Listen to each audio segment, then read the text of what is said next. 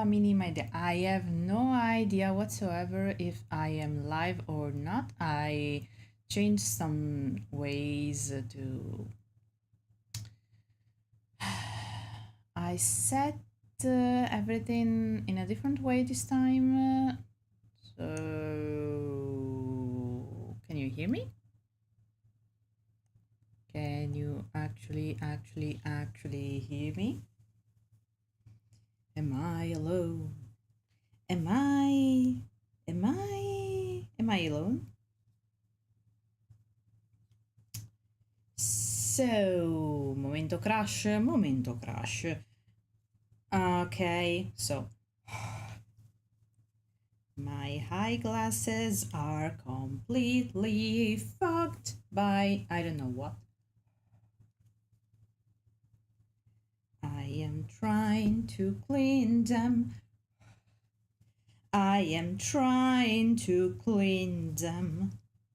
My gosh. Okay, so guys. Morgana! Hi! How are you doing? I hope you're doing well. So, hear me out.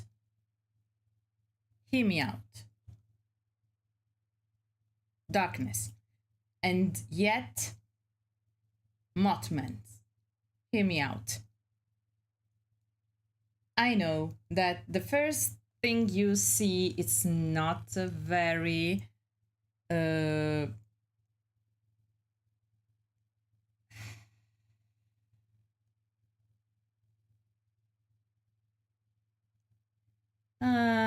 wait a minute. Apparently,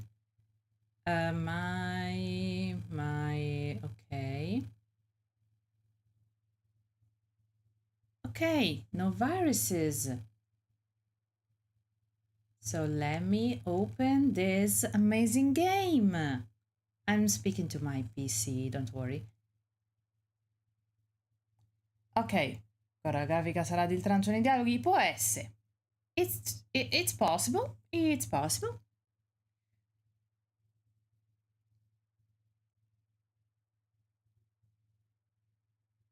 Okay, let me just... okay, done. No, not really, but okay. Oh. So, this is an indie game I came across. As you can see, the art is the one from Drowsy Drake. It's really interesting. This is not what I came across when I played the first time. Don't know. Ouch! This is really loud. Let me just fix some stuff about the audio, please. Okay. Wait a minute.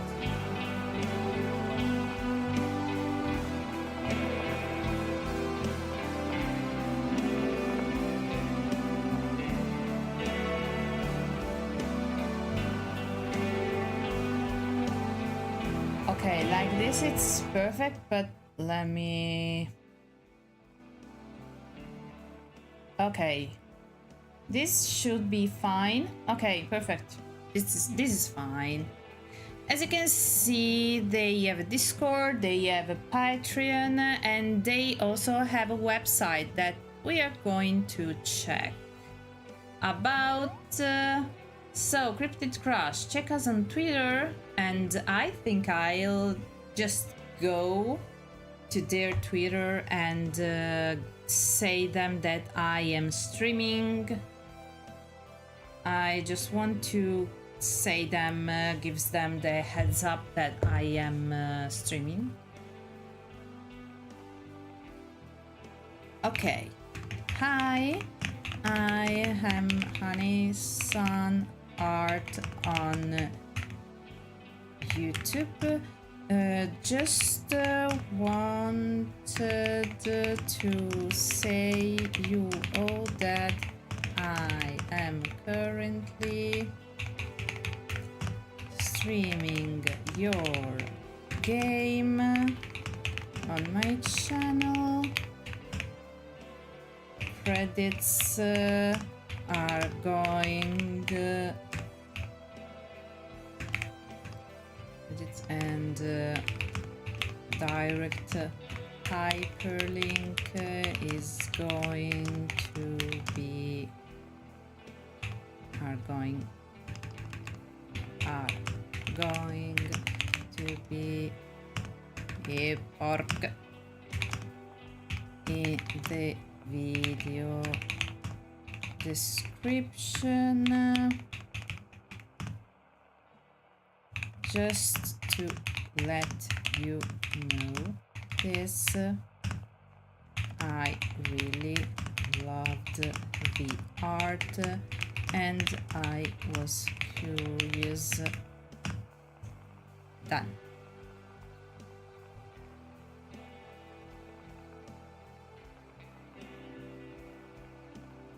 I'm not a bot.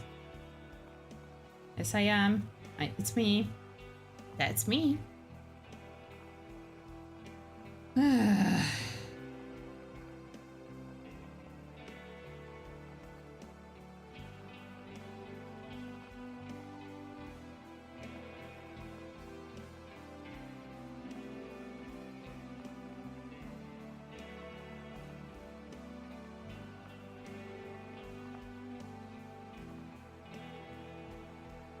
Tastiera ASMR. Oh, so that's so you can actually hear my typing. Oh, I was sure that no one could hear it. But fine, it's fine. I appreciate it. So did I actually send them what I wanted to send them? Oh. Damn it!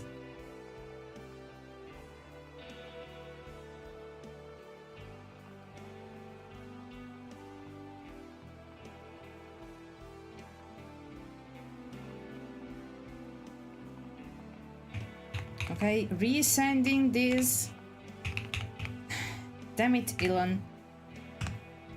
And in this, I am Honeysun Art on YouTube. Just wanted to tell you guys I am streaming your game on my channel. All credits on the video description. I am doing this to just let people know you because I really loved your art. Done. Fun. Finally. Oh. Okay. Done. Damn it. It was so hard to send a single message. Okay, so dev team, it's Mikey, lead writer and artist. So the artist and the writer are the very same person. I don't know who you are, Mikey, but I will love you and I will indeed follow you. I am following you now. Okay. Lead programmer is Domalom, sound designer. So everything you are going to hear, it has been composed by Domalom. The UI designer and artist is Ace. Another programmer, Dungeon Turtle. What? Sampling kit. Using composition. Okay, programmer. Composition is four people. Bersam, Ginseng, Sir Meow, Meow, Sampling Kid. Okay, okay, so I was mistaken. The sound designer is not the one composing everything, but 4 people are to be blamed for this amazing sound and music. Perfect. Watson, programmer, script editor. Okay. All rights. Okay, perfect. Oh my gosh, how many people? This is wow. Play testers. Okay. Wow. Wow, wow, wow. I really love the fact that it's like daytime. Oh, this is a. It's like we are watching at a cell phone. I love it. Exit menu. Okay. Oh, it changed. Wow. Okay. So I don't know options, music volume, sound volume, text speed, display. Okay, I accept it.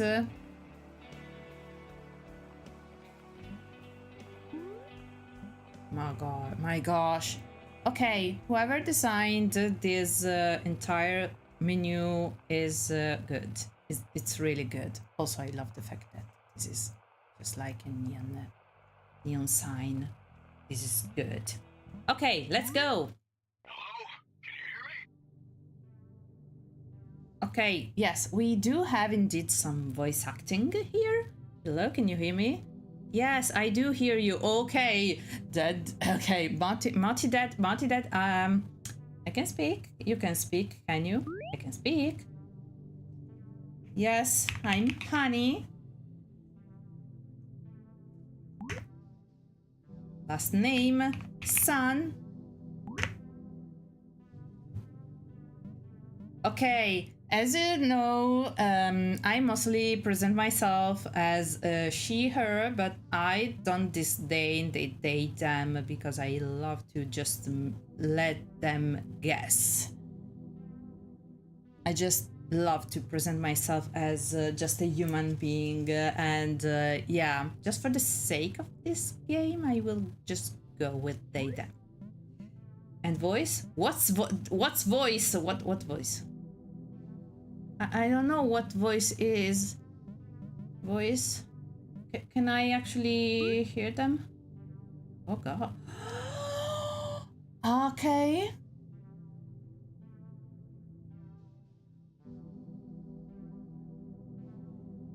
Okay, let me just do something. I do need this is okay. How can I have to okay, done. Okay guys, tonight we play like this because everything it's just so perfect.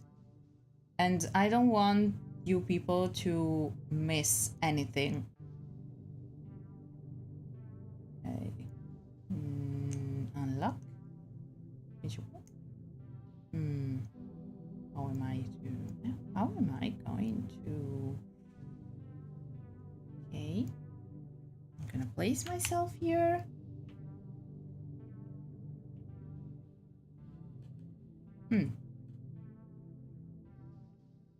Okay. Okay. So I'm gonna place myself here and no beehive in sight. Okay, voice A. I just hope that I can actually hear it. Mothman. Okay. What I mean. Okay, let's hope that voice A is. I can hear them. Heck yeah. What?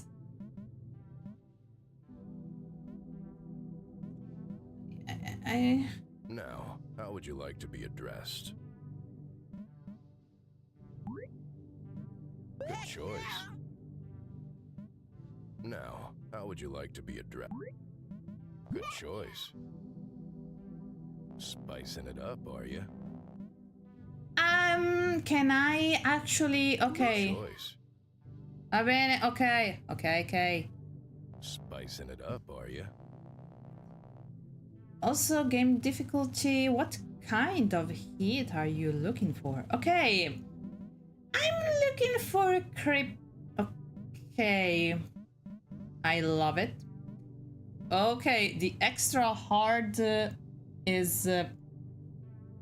Hi, Raffaele. Hello there. So, I like the fact that here we can choose every... Okay, let's just go with the default because Cryptid is in the title. I see, going with the intended difficulty. What's with the random questions? Well, those Yeah. who lack a sense of self tend to disintegrate upon entry into this realm of existence. I'm just here to help jog your memory.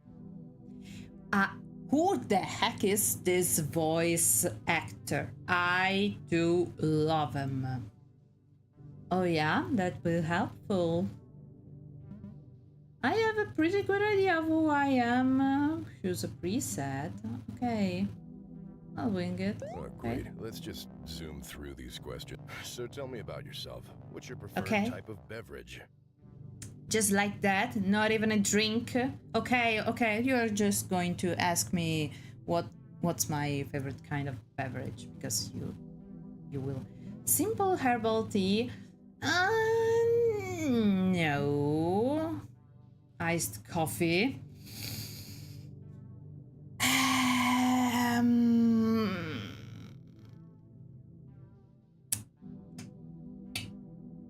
It's less about the drink and more about the presentation.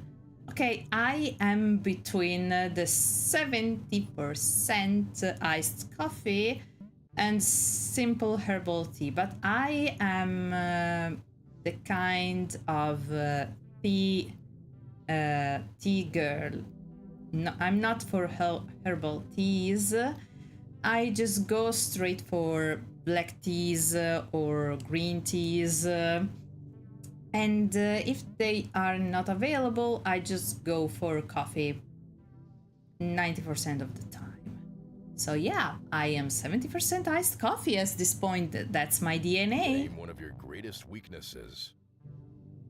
Coffee. I've got noodle arm. I'm pretty scatterbrained. I freeze up when I need to act fast. Lower back pain. Lower back pain. Maybe.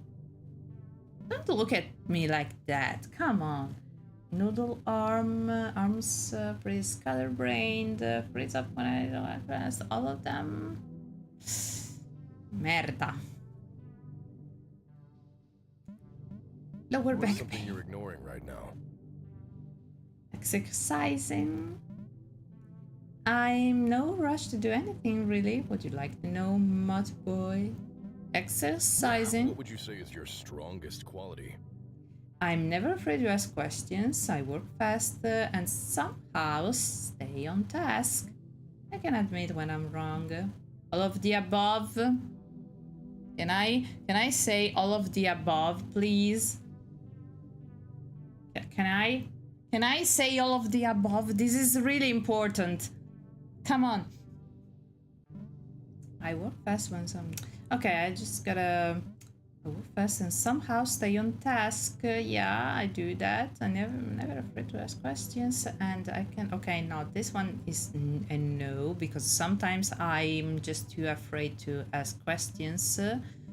I can admit when I'm wrong. This one is true, but okay, I work fast and somehow stay on If you had an task. entire day to yourself, where would you spend it? I'd have to check my schedules. My schedule. Work's been hectic. Recharging my social batteries by playing a single-player video game. This one. If you were a cryptid, what would you be? seem hello. Okay. Okay. Let's focus. A ghost one day? I don't know any of them really. Okay, not a werewolf. Nope. A space alien. Yeah, that could be. Or maybe a sea monster. Okay, this one. Okay. I'm going to tell you guys no werewolf. But tell me, guys, which one between sea monster, space alien, and perhaps a ghost one day should I choose? Because being a human and my personal lore from my webcomic being that way is makes me a potential ghost one day. And space alien, it's what my persona here it's like, because I am my persona here is an alien, but it's also a sea monster, alpha sea monster and alpha B. Don't know. What should I choose? Guys, hear me out. Help me here. I am stuck. Not in that way. Get away from the chat. I know you.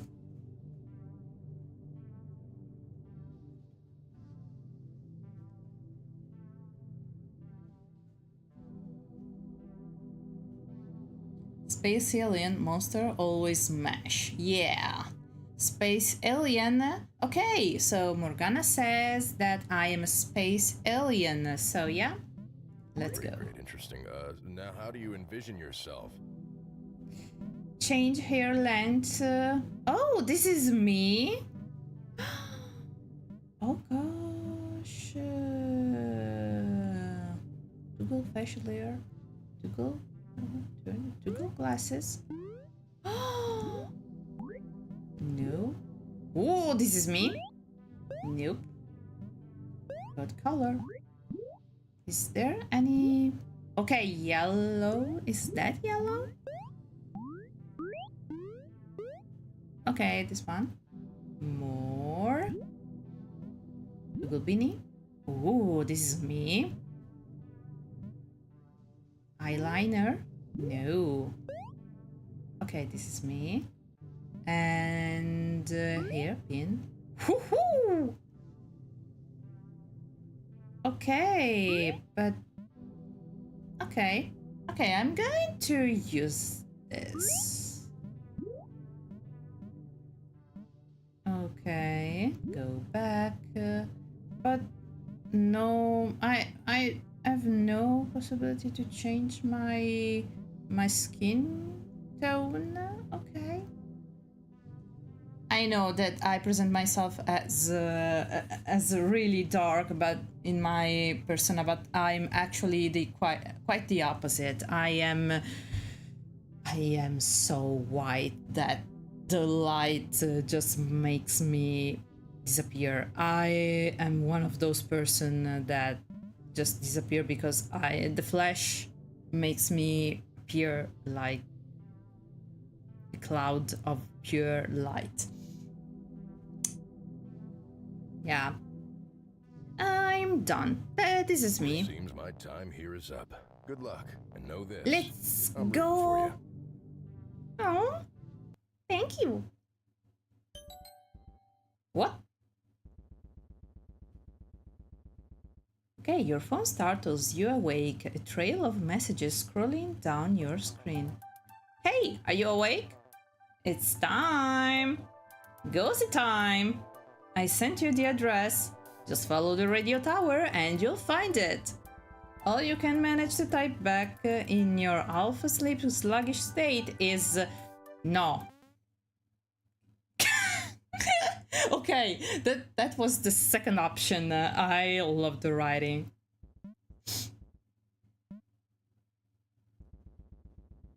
You feel a sudden icy chill, jolting you awake and sending shivers down your spine. This is my dream come true. This is a cat that will not give me allergy because it's not a cat. You see a large, fuzzy, gray cat with 3 eyes and a flaming tail shoving her translucent paw through your face. Greetings, mortal. Greetings, my cuddle pillow. Because Taro, oh! With a yelp, you leap out of bed, the shimmering tabby cat facing right through you. Can't you just be normal? Okay, this is me. You slept through 3 alarms. I was getting desperate. Okay, I'm awake. And I'm running late. You rush around your room, gathering everything you could possibly need for the night. You then run through your mental checklist. Don't forget your flashlight, the bolt cutters, granola bars, and you squat down to tie your shoes and slip on your jacket. Oh my god, this is me. Guys, I feel so cold out. This is me every morning because I have to check. To just go through my checklist before stepping out of my home. Opening the door, you step out into the stuffy hallway and march out to your car. Wait for me! Taro as you race to catch up with you, meowing in protest as she kicks off the top step and floats down the stairs, facing right through the apartment wall. Okay, what? What's this? Chapter 0, Dead Hair. I love this stuff. Okay. Love it.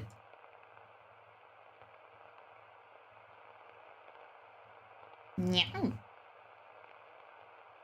Okay, let me just... Okay. Let's go. Speed limit 40, midway to nowhere. Taro finally lands on your shoulder as you reach your car. I have a car. Okay, this is where this stops. To be relatable, I do not have a car yet, and I cry every day of my life because I still don't have enough money to afford a freaking car. Please donate and sustain me. I'm just a girl. And nips my ear. Oh, no! You try to brush the phantom cat off your shoulder, but your hand sweeps right through her. Got you! You flick on the headlights before backing up and pulling onto the street. Are you sure Atlas is gonna be any help? Taro keeps her little paws tucked under her fluff like a fuzzy bread loaf. Aww. You know what they say about Mothman, that they are sexy. No! Excuse me? That they are bad omens. Bingo! Aw. Omen or not, I could use all the help I can get. Right, that nasty curse. You should really get that checked out. Isn't that your job? That's cute. You don't expect me to work on an empty stomach, do you? I'm feeling faint. Do you need me to stop and get you something? Oh no, don't worry about me. I'll survive. You're the one dealing with that wretched curse, not me. I don't feel any different. You will, and it's going to be agonizing. You never mentioned that. I didn't want to scare you. Even describing this curse brings about evil. So you can't get rid of it, you can't even talk about it, and it's going to be excruciating. Is there anything else you forgot to tell me? Well, there's a countdown. What? Okay, so we are cursed And this ghost knows about it but can't tell us anything. And it's going to be a countdown, and we're going to be in great pain. A countdown? That's right. It's a countdown to your imminent demise. What? Are we going to die? Wait. What? Wait a minute. That's not funny. I'm not joking, silly. How much time do I have? That's for a cat to know, and a physician to find out. But that's why you're here, right? Being a cosmic guardian and all. You're meant to protect me. Absolutely. That pose is suspicious. Your phone chimes buzzing in the cup holder. Where are you? I'm on my way. Sheesh, unlike you, most of us can't fly. You fell back asleep, didn't you? I'm not nocturnal. Not with that attitude. Do you see the station? Leaning forward, you glance upwards towards distant radio tower cutting through the night air. I think so. Is it just the three of us? Depends. How cool are you with devils? What? I am really cool with devils. Is he hot? Is she hot? Are they hot? Pretty cool? Why? I have a friend who just got off work and was wondering if they could tag along. I figured I'd ask you first. Yeah, I definitely feel safer in a larger group. Sweet! See you soon. Don't forget about the phantom frequency. Channel 103.0.1 Elkhorn Radio. I've got it. What? Cosa? È successo? The sound of feathers brush against the microphone and the audio fizzle out before Atlas squeaks. Sorry, I hit a lamppost. I'll meet up with you soon. Drive safe. Atlas hangs up. You picture Atlas widely fluttering around a giant light bulb. Oh no, che palle, si è distratto per via di un lampione. Lo sapevo. Cacchiarola. And then it dawns on you. I forgot my flashlight! Looks like we'll need to make that pit stop and snack run. Rolling into view in a dingy-looking gas station named Al's Owl Neither, dozens of sun-bleached local ads plaster the foggy stone windows, with sprouting through the cracks in the cement. This place looks safe enough, right? It's well lit, at least. Okay. A pleasant jingle echoes into the night air as the door leading out of a roadside mini-mart swings open. Okay, this is actually really cool. You walk out into the starlight, carrying a convenience store sushi roll and a cheap flashlight. Oh my gosh, this is me. I'm out, podcast time. Hello, Angie. Welcome. That sushi was suspiciously underpriced. You hold the receipt up to the neon open sign, eyeing it closely. Oh well. Oh well. You shuffle back to your car, Bounty in tow, and gaze over the horizon. You haven't had a moment to yourself since that cat practically poofed into existence. Opening the car door, you plop down the bag of groceries with a bit of a huff. Your ear catches a low, restrained sound of clothes scraping against leather. The sound of some terrible creature trying to hide her devilry. Taro, you goblin! That's my car! Taro plays her pose and stretches, dragging her clothes across the car seat. You fuck! You effing shit.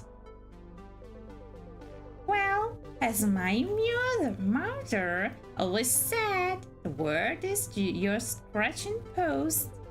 I'll consider sparing your car's interior if you offer me something I want. She tilts her head to one side and closes her eyes expectantly. You roll your eyes and reach over, gently scratching Taro behind her ears. She's oddly cold for a big fuzzy cat. You're a real handful, Taro. Seriously, what kind of cat drags me out past midnight for some expired sushi? We have places to be. In Yangon, of course. Or that's what I call myself anyway. You don't know. I'm not just a normal cat, right? Meow, pull over the goods. You pull off the plastic wrap and slide it towards the demanding cat. You turn the key in the ignition, the old car rattling to life. We'd better get going before I totally chicken out.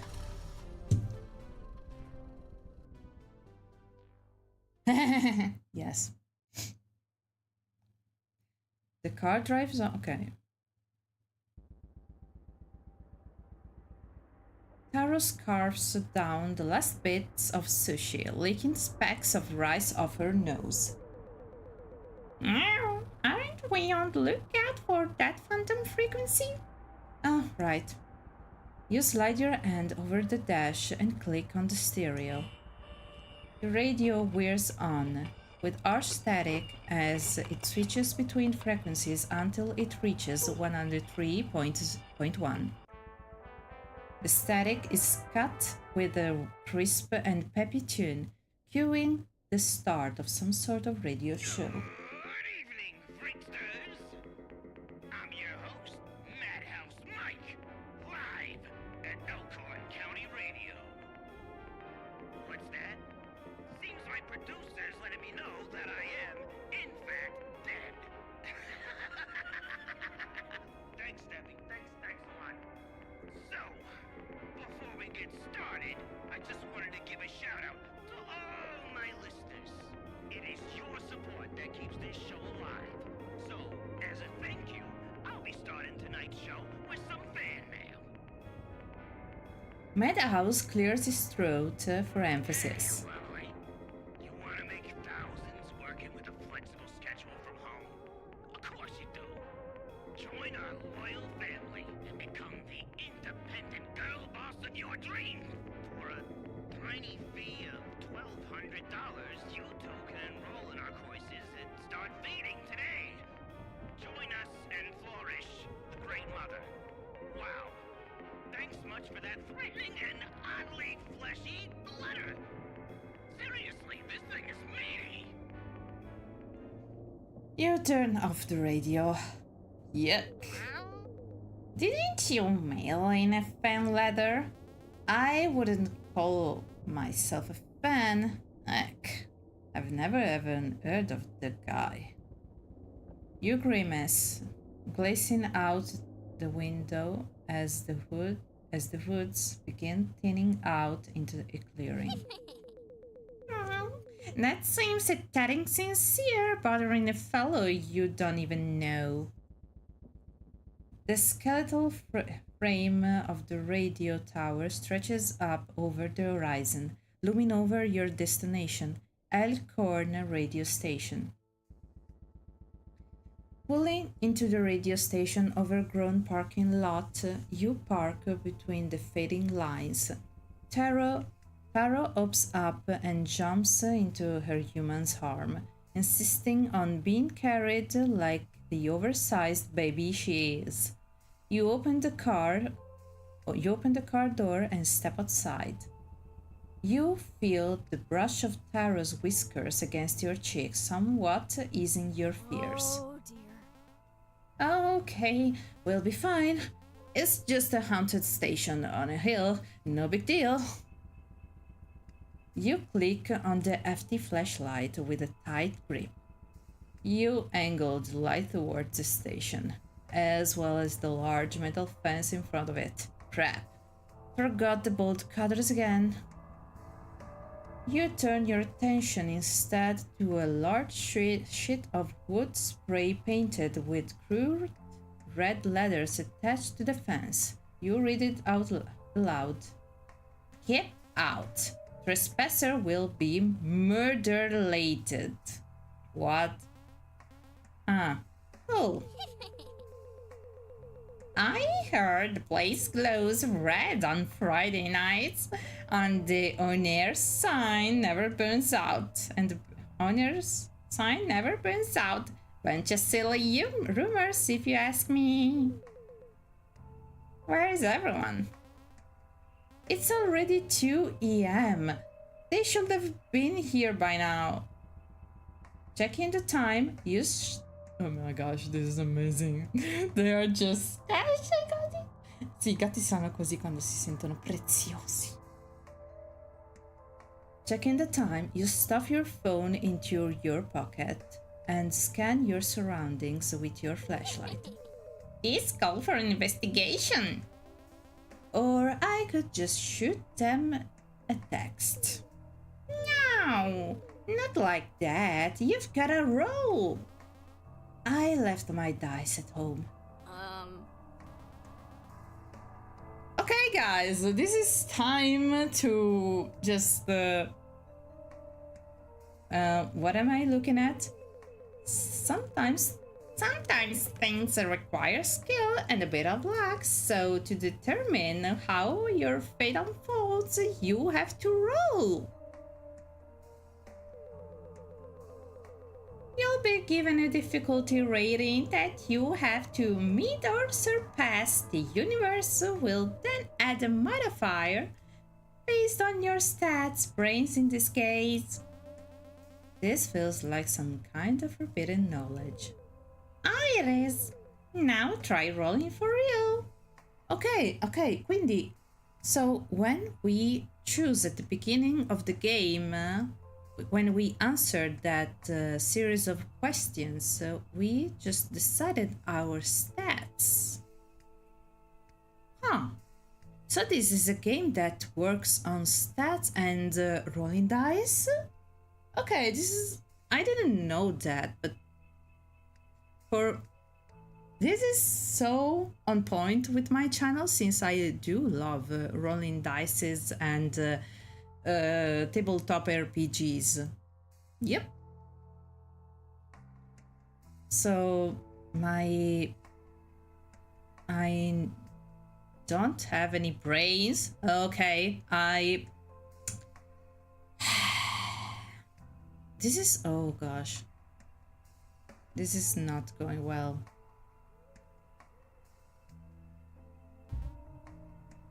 What? No snake eye? Oh. Are you even trying? Wow, that was awful. Don't worry though. If you fail a roll, don't fret. You have a chance to change fate by spending karma. Snake eye.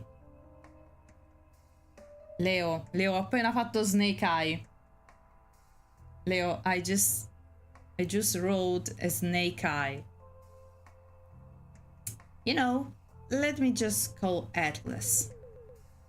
What's karma, you ask? Well, wherever you fail a roll, you can expend karma to reroll. You can reroll as many times as you have karma, whether you succeed or fail that roll, but you have to be smart with it. You only get a point of karma when you fail and decide not to reroll. You got it?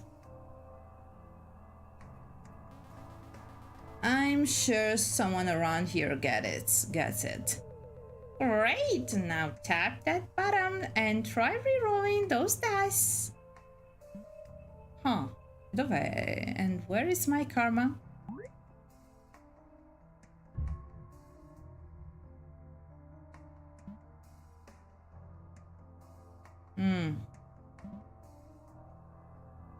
Hey!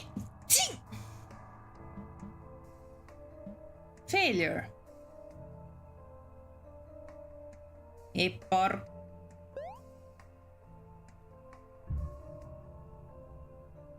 E andatevene a quel paese allora. Sorry. Let's go with it. You shine your flashlight all around the empty lot. Nothing particularly catching your eye. Io lo amo.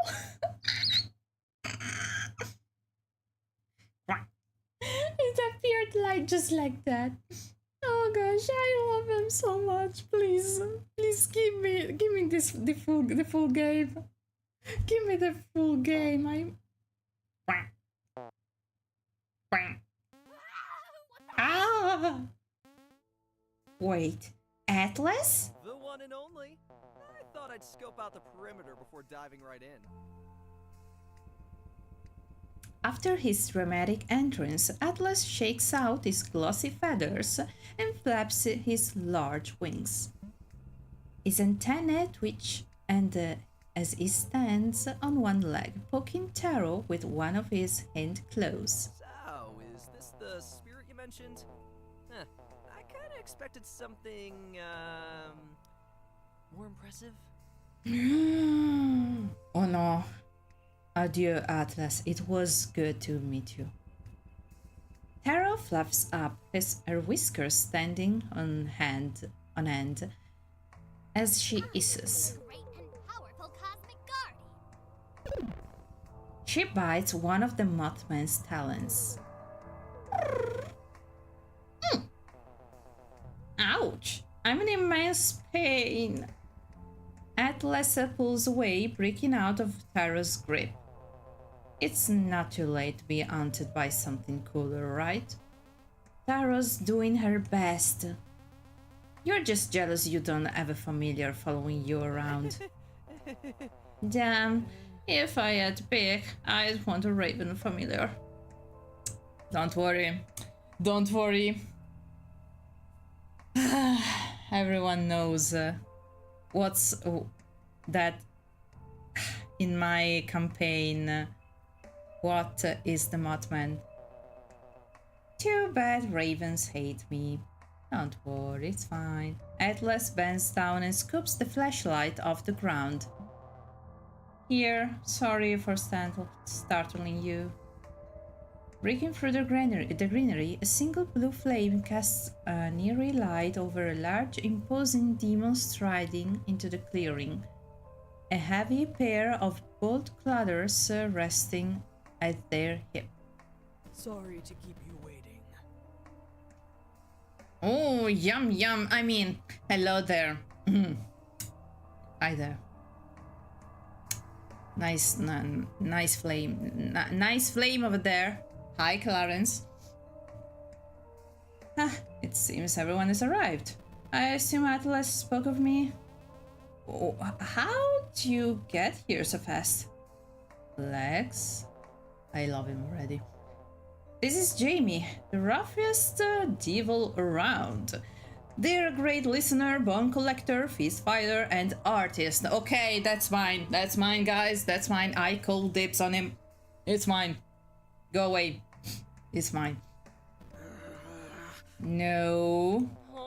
But you're so good. Who cares? I suppose I got on ahead, since you seem to be in such capable clothes. The feline hovers past the demon, floats through the fence, and disappears into the overgrowth. We should follow suit. Jimmy struts towards the chain link fence, unsheathing the bolt cutters. They snap through the padlock and give a quick thumbs up. Let the crimes commence. I do freaking love him. Sorry, I let my Italian accent come back. This is a horrible idea. What if someone gets hurt? You hesitate, stopping just before the gate. Psst, ghosts are practically harmless. I bet this dude just some disembodied voice or a possessed microphone. Besides, you've got me to protect you.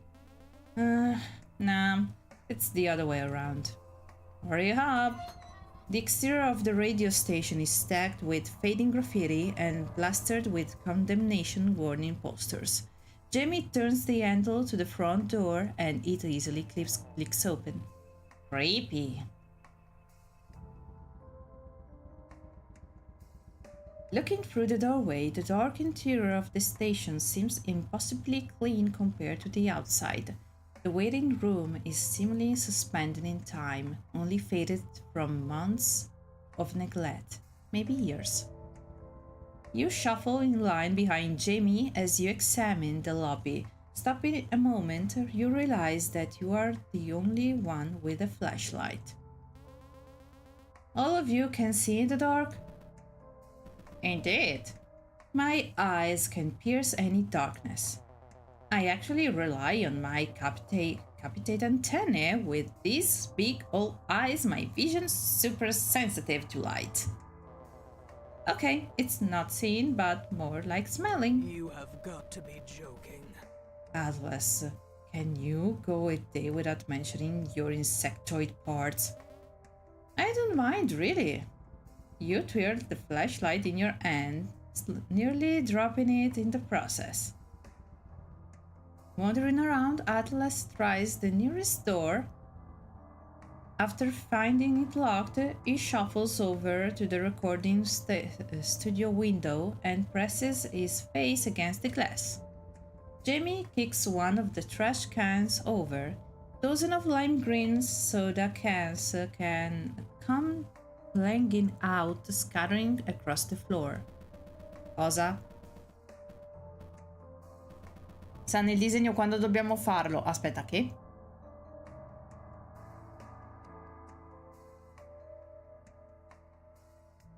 Aspetta, che? Wait.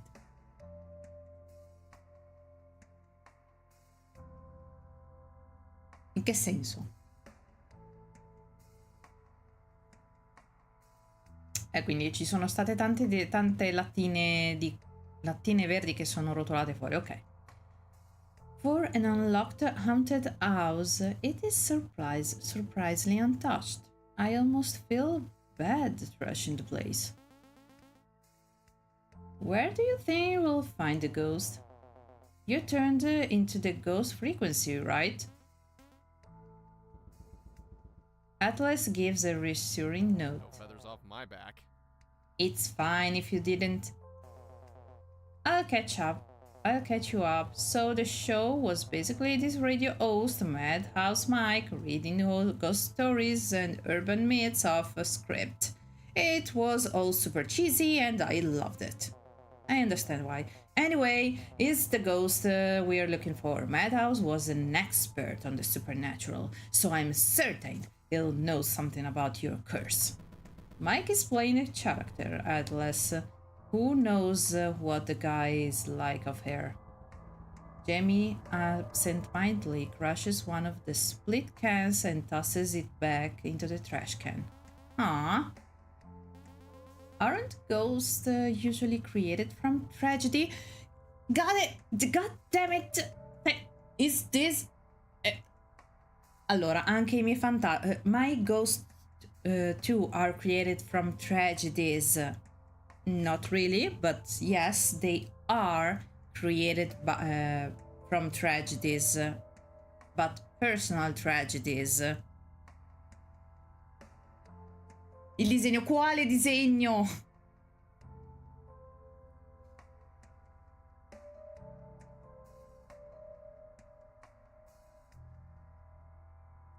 Sani, ti voglio bene. Quale disegno?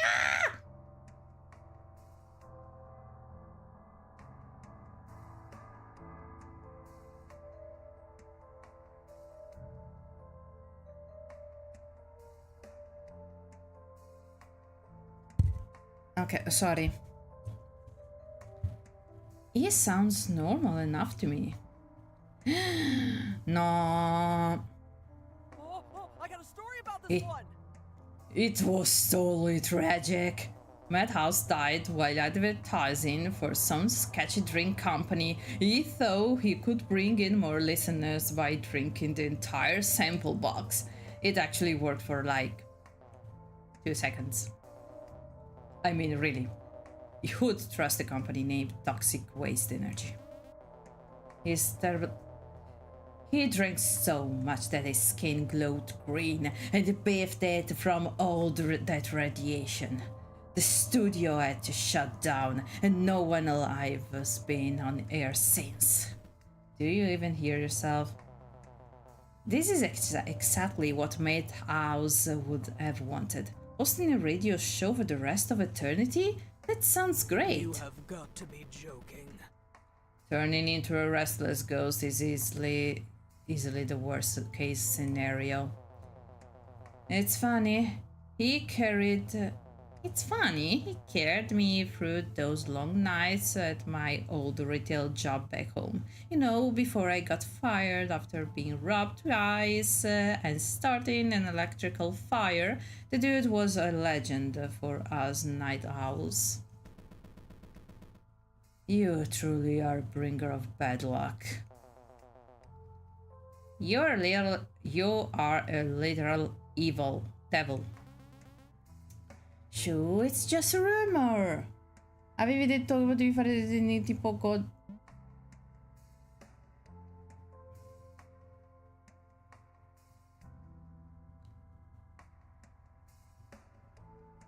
Ah, intendi dire Ah, ok. Penso la prossima settimana, se le stelle riescono ad allinearsi, io che effettivamente faccio uno studio del personaggio di Gojo Satoru, continuare il disegno. Non ho neanche iniziato il disegno.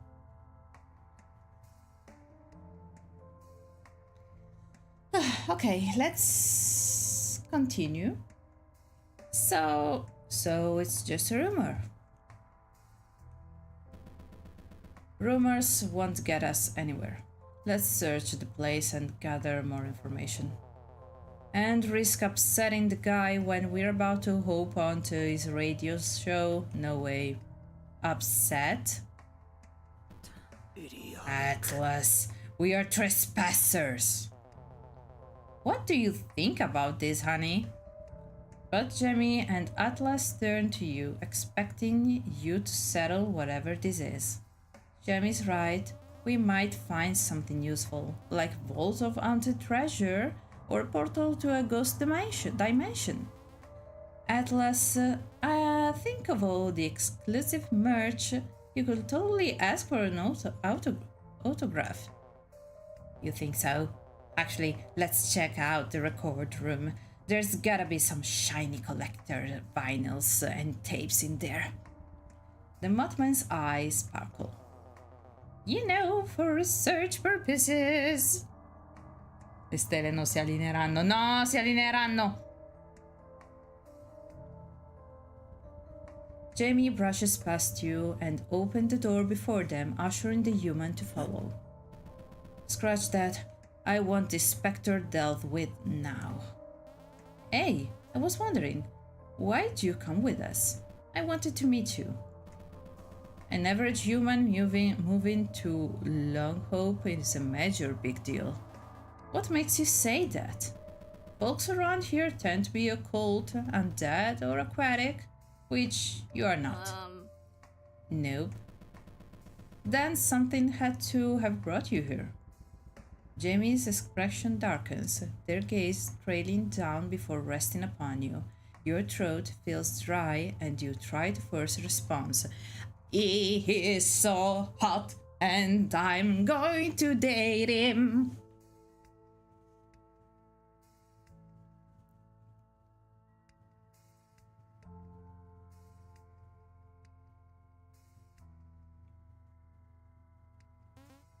Well, I've known Atlas since forever, like forever. He helped me unpack. No, something worse. Jimmy, you are being awfully cryptic. I tend to be. Okay. But let's not jump to conclusions. You've decided Jamie is definitely annoyed with you. You must salvage this. So, you'll be there for Friday movie night, right?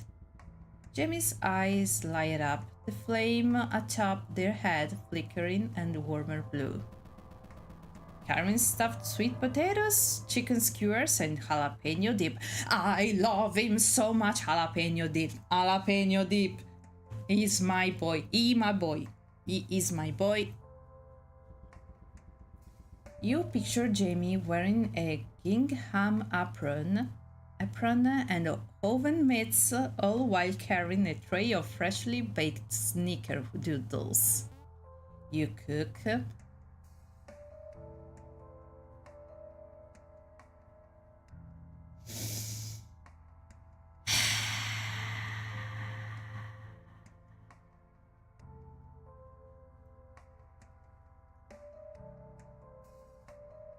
Che dire?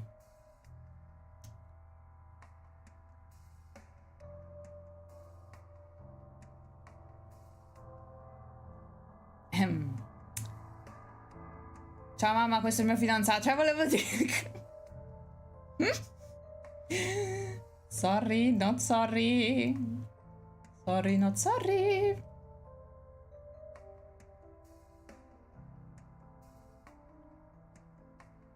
You cook? Excellent. Our time. I have so many questions. They called me the grill master. Okay, this is a pun. Jamie, I need answers. I need you to keep walking. Sure thing, grill master. Do not say that. Can I scream it? Oh! With a grunt, you manage to shove the door open, knocking down a filing cabinet blocking the doorway within the room. Stepping over the cabinet, you gaze around the office. The room is completely trashed. Loose papers are scattered across the carpet. Green sludge is smeared across the walls, and the bookshelf full of records and trophies are smashed to bits. Oh dear. Oh man!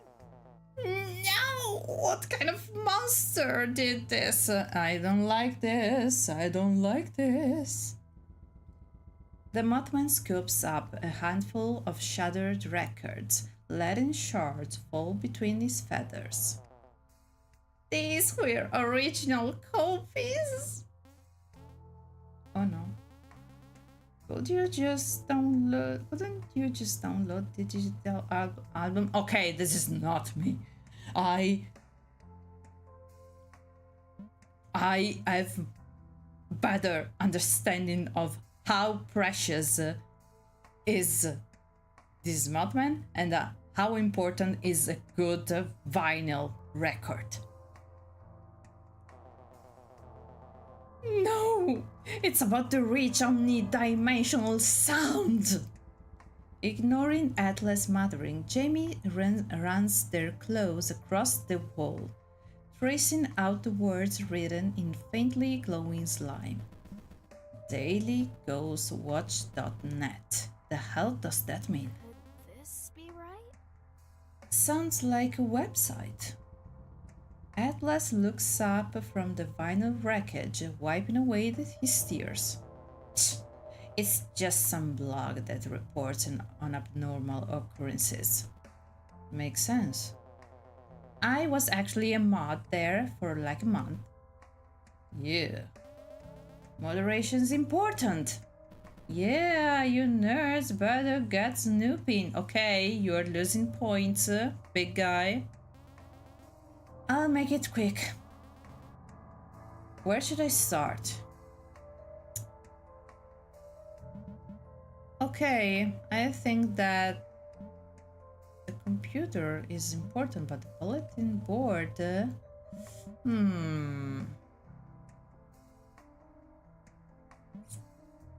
Computer. Sneaking around the office, you stop the desk resting in one corner. A chunky computer hums with power and the monitor rests on the desk. A single sticky note slapped to its screen. It reads password, death proof, in messy pen strokes. You click on the monitor, which blinks on and flashes a group photo of the studio members before sputtering out again. Clicking on the monitor once more, you click the minimize web page and are greeted by the Ghost Hunting Forum. Someone seems to have scoured the page, leaving comments and even arguing with users under the username RadioGhost1. One comment reads, "This guy sounds so cool, I wonder what he was like in life." A response under the same username reads, "Great post, Heaven's really missing out, lol." Scrolling down, you see that Radio Ghost 1 has been banned for self-advertising.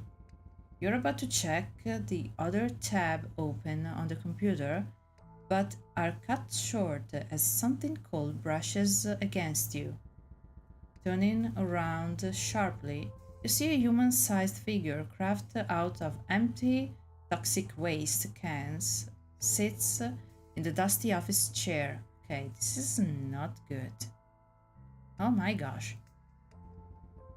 The figure has a marker mouth hanging open in a smile. Its head built from a half-crushed water jug and paper clips strung together like hair. A name tag clipped to the forehead reads Debbie. Debbie? This is seriously creepy. This is seriously creepy. Investigation. Okay, this is a success. Let's go. Let's see her. Bulletin board. What? What happened?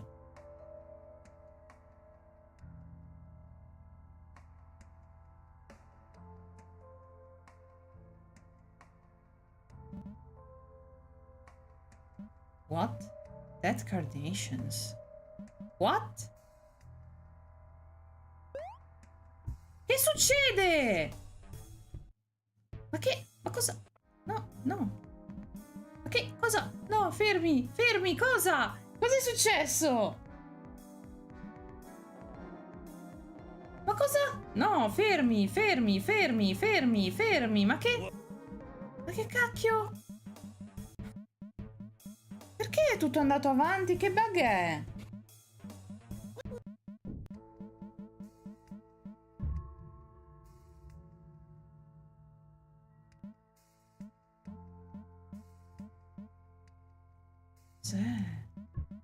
Ma che?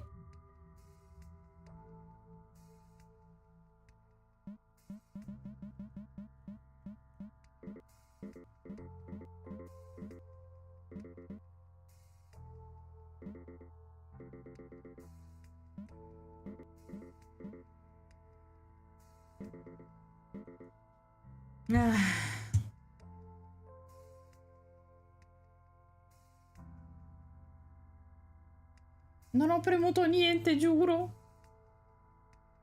Question how to banish a ghost. Maybe I...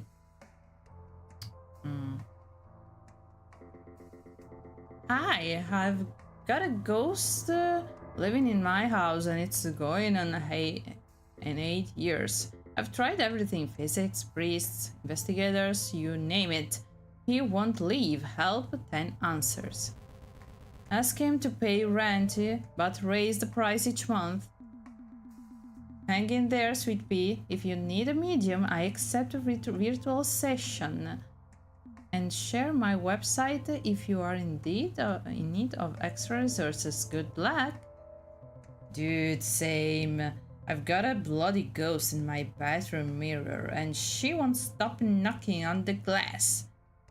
What does she want? This user was last online. Oh my gosh.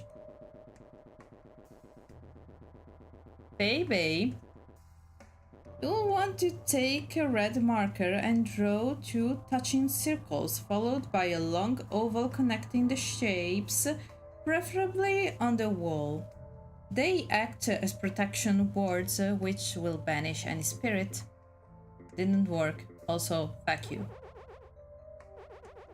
Wanna know my secret? Garlic bread. I eat like 6 sticks a day and haven't seen a single ghost. You really think it's that easy to excel a vengeful spirit? If it were that easy, I wouldn't be here. You're all frauds. You see, the user has been permanently... Okay, so this ghost is trying to... Let's see here. Muffled voice. You hear a muffled voice and put your ear against the wall. Listen better. Debbie, quit putting garbage in with the fan mail. I'm not reading any more scams. There's a long pause before the voice picks up again. Look, I was wondering. It's about my work hours. You see, usually I'm sharper than a wolf bite, but the past decades felt rather dull. I was thinking maybe I could take a break. I'd spend that time reconnecting with the living part of me. There's a drone of silence before you hear a muffled slam and the sound of a can crumpling in someone's grip.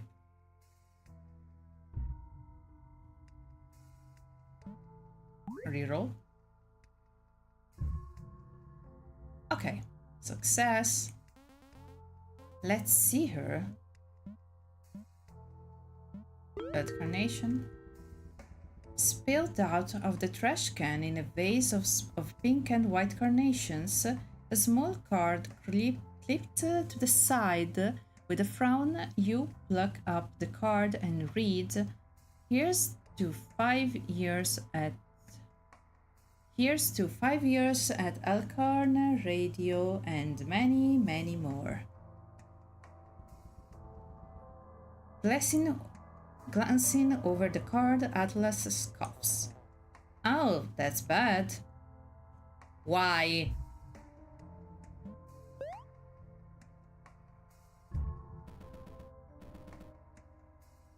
All right, nerds, we gotta go. Jamie gestured to the door, their tail flicking impatiently. Fine. There's no way I can salvage this.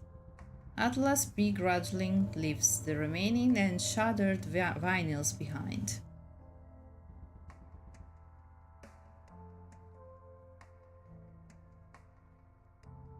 Atlas briskly marches ahead. You walk like a pigeon. Following Atlas' voice, you and Jamie turn the corner and stop abruptly. He's fiddling with the knob. It's totally jammed.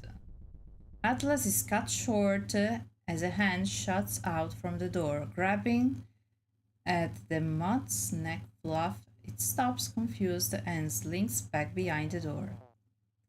Guess I scared them off? The door suddenly vanishes, leaving Atlas tumbling into the studio room. Well.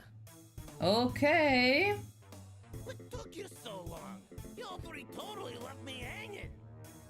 Dead air is a career killer in this line of work. You could have at least rescheduled with my producer.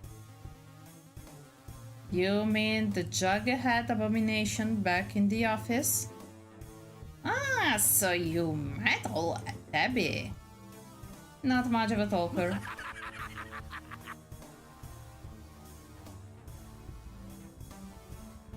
Suddenly blinking into the view, Mike appears in his full ghoulish glory.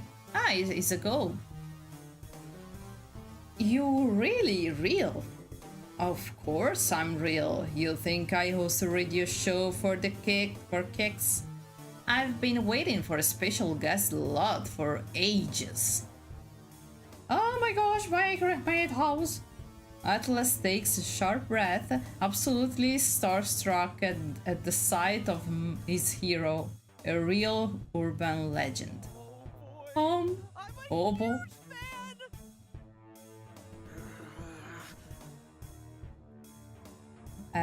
Jimmy, what's going on? Atlas looks up at Jamie, who's blankly staring at Madhouse, a wild look in their eyes. Jamie, don't.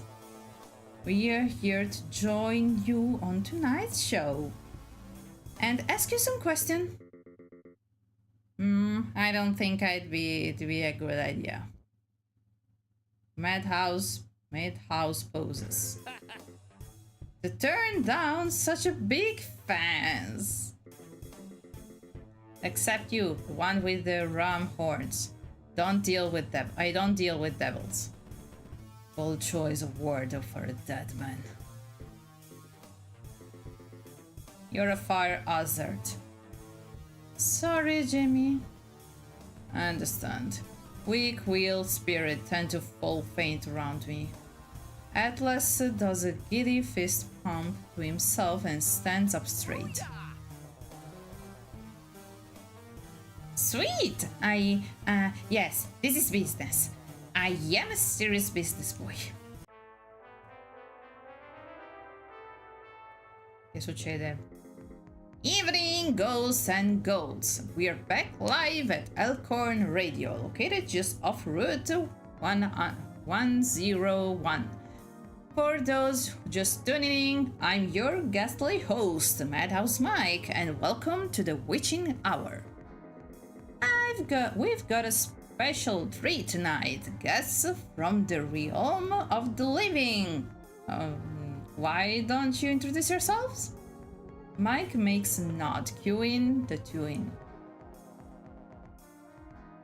Lex, if you're listening, you owe me $20. Dude, now's not the time. You whisper to the Muttman, shooting him a glare. I am Honey, and this is Atlas. We are both big fans. Whoa, you've got guts moving to a town full of cryptids. I guess so. Were you scared? A little, but I know I'll be okay with my cosmic guardian around. A what? My ghost cat Taro. She's meant to protect me, but tends to do her own thing. Where is Taro anyway? Sounds like you've got a real affinity for spirits. And an act for trouble. You elbow Atlas and the two of you exchange cheeky smiles. Ma scusate, ma sto notando che il mio cane ha deciso che sono... Oh, amore, no, fermi. Amorino mio, ma ti appoggia al mio piede mentre sto facendo le cose. Oddio, come sei spaparanzato stasera. Come è successo che ti sei spaparanzato così? Amore mio, come carino il mio bambino. Scusate, sorry, I am talking about my dog. He's so tired tonight. He's so tired tonight. He's so tired that he can't get how to lay on his couch straight. Amore mio. He just wants to be pet. Baby boy. È terribile. Mamma mia, spaparanzato come non so che cosa. Non posso avvicinarmi di più, perché altrimenti li prendo con la sedia alle orecchie. Mamma mia, come sei.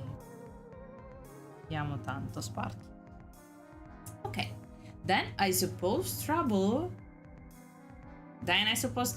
here's the one and only Muttman, prophet of the Silver Bridge, bringer of disaster. So what's it like being an omen of destruction?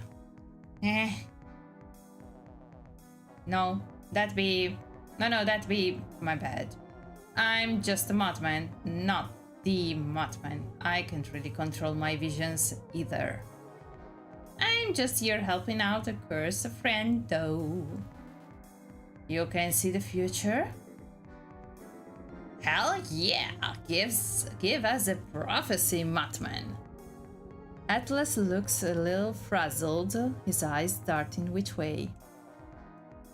Like on the spot? I wanted to talk about Ohani's curse. It's okay, just go with the flow.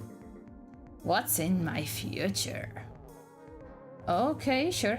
yeah, I can try. Closing his eyes, the moth folds his wings and tilts his head to one side, as if he's trying to listen in on something. Nope, never mind. I can do this. Why not? I guess ghosts are just too dang hard to read. Amore mio, cosa c'è? Cosa succede qui? Che succede qui che devi per forza spaparanzarti sempre più vicino, lontano? Dove cavolo vuoi spaparanzarti? Can we move on to the next bit? Done. Seriously? Sorry, man. Huh, it was worth a shot. You feel a little overwhelmed. How about my future? Honey, you're gonna oversleep and wake up with a headache. You're gonna oversleep and wake up with a headache. Oh man. You're definitely underwhelmed. Any tips on how to set these things into motion? How am I supposed to know? Fate is stupid and impossible to figure out. Wow, real inspiring stuff, little dude. Mike waves his hand around, shaking his head with a smile. I say we move onto our next segment. How about some episodic callbacks? It should be a total breeze for such big fans. Yep, I'm a real mega fan. Episode 15, which undead horror did we interview on the show? You sit there quietly, shuffling your feet and tapping the counter, unsure of what to say.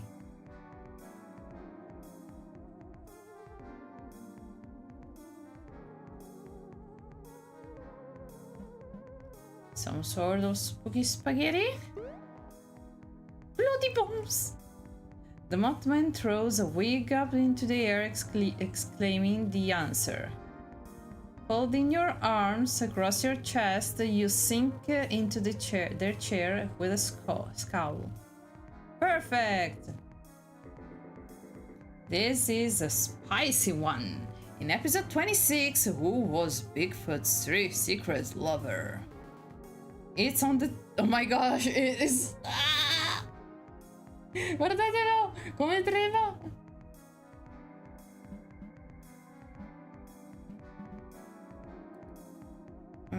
The Frogman?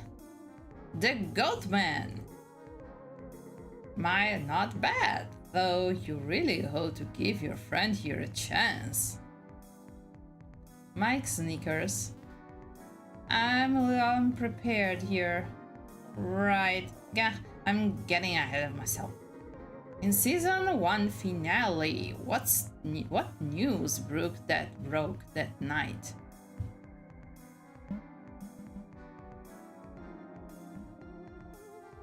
I'm pretty sure you died.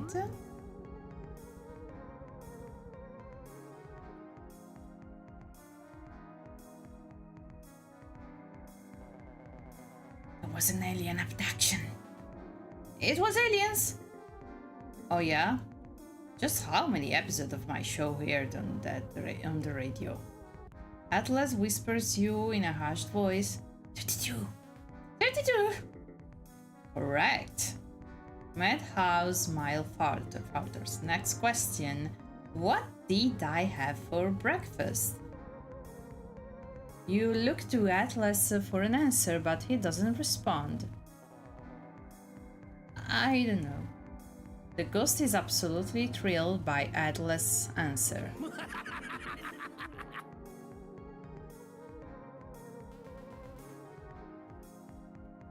That's totally unfair. Oh yeah. Hey Atlas, who sponsored season 2 this recap episode? I skipped the ad breakfast.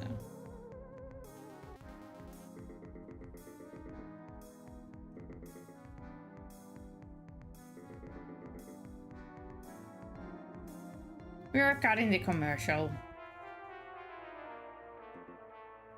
You. Me?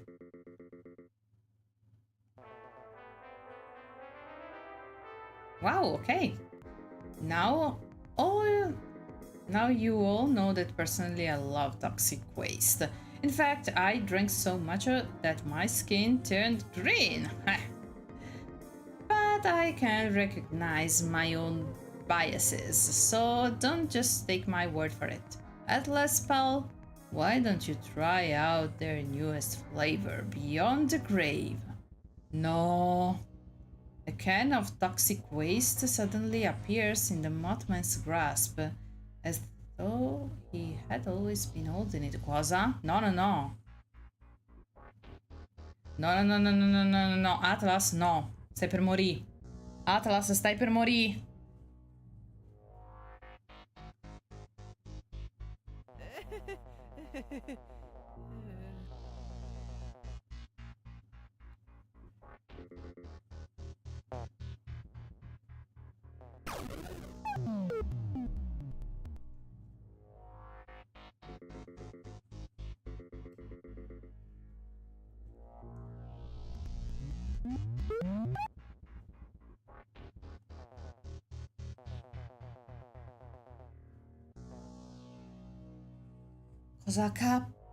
Cosa sta succedendo?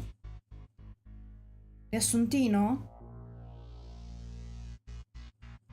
Il riassunto è che siamo un essere umano che c'ha una maledizione addosso. Abbiamo come famiglio un essere a forma di gatto cosmico. Abbiamo come amico un Mothman, non il Mothman, che è appassionato di storie creepy. Ci siamo portati appresso un demonio che a quanto pare sa cucinare ed è Asmad Material. E questo tizio a cui volevamo chiedere come toglierci di dosso la maledizione ha appena fatto bere il motivo per cui è morto al nostro amico, che adesso sembra posseduto e c'ha un meno 13 di vita. Aiuto! Il tutto dopo non essere riuscito a rispondere ad una domanda. Che mi sa che è una di quelle cose che non bisogna fare. Non saper rispondere ad una domanda di un criptide. Cristo! You jump from your seat. Wait, what's going on? What did you do to Atlas? Chillax! It's only temporary. Assuming you can get through this next segment, it's time for my favorite game. Fake or folklore? Can I just say I really enjoy our time spent together? Anyway, why don't you explain the rules, Flyboy? Atlas jitters unnaturally, his antennae twitching as he speaks. Sure thing, Maddie. The rules are easy. My here will describe the cryptid that you have to guess what it is. If you get it wrong, you'll suffer a tiny penalty. If you're alive by the end, you win. Penalty? I'm guessing you'll kill me if I refuse to play. No way. I'll just be keeping Atlas as collateral. So by all means, leave your precious Mothman behind. I'll go use a co-host. Fine. I'll play your stupid game. You plop back down in the cushion of his chair and fold your arms. Now's your chance to really let your knowledge shine.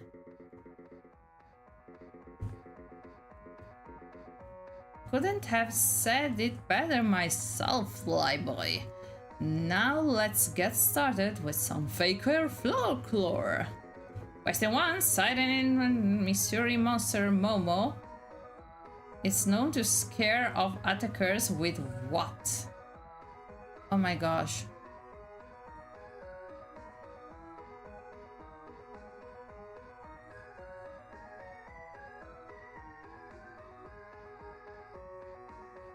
Si chiama Momo?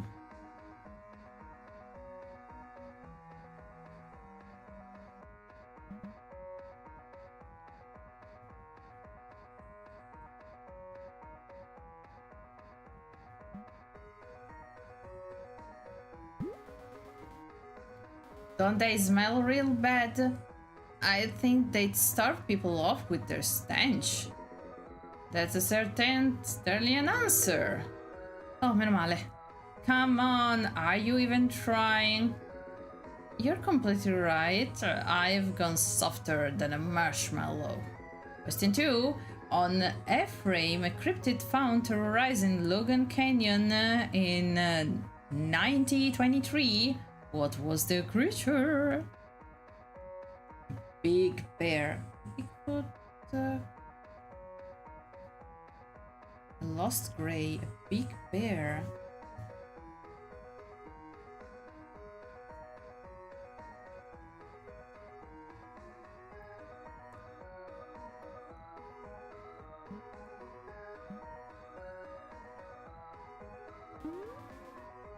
Wasn't he a Bigfoot? How daring! Madhouse gestured to Asterisk, shaking like a ragdoll. Oh no, wrong. The correct answer was Big Bear. Ouch! Oh, that's not a small penalty. Ow! It only gets harder from here. In fact, every question you get wrong will slightly increase the vitality we sap from you. Sorry, rules are rules. You're making up the rules. Someone's gotta make them. Next question. Oh, now's this good one. Question 3. The Rochester Giants sighted in 1965 crashed the hood of whose car?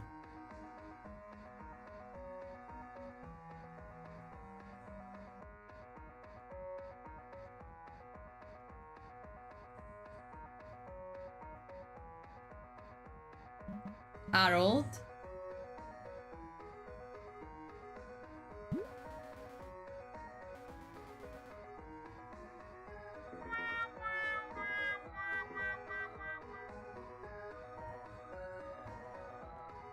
Oh no! Aia, che male!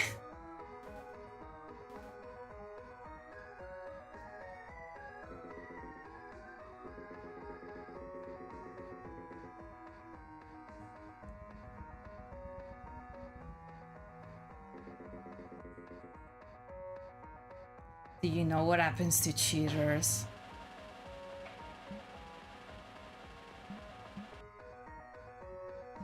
I lose.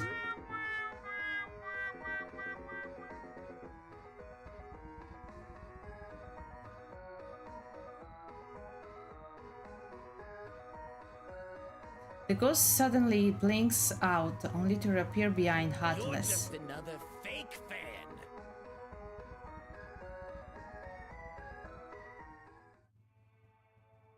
Don't you know who I am? I'm a goddamn urban legend, and I'm done wasting my eternity in this place. Don't I deserve to be free? Somehow, even in death, I'm still working. All night, every day, all the time, forever, forever. Well, I'm done with liars, fakers, and those goddamn ghost hunters. None of them ever cared about the real me. I quit! No more graveyard shifts, no more management, and no more fake fans.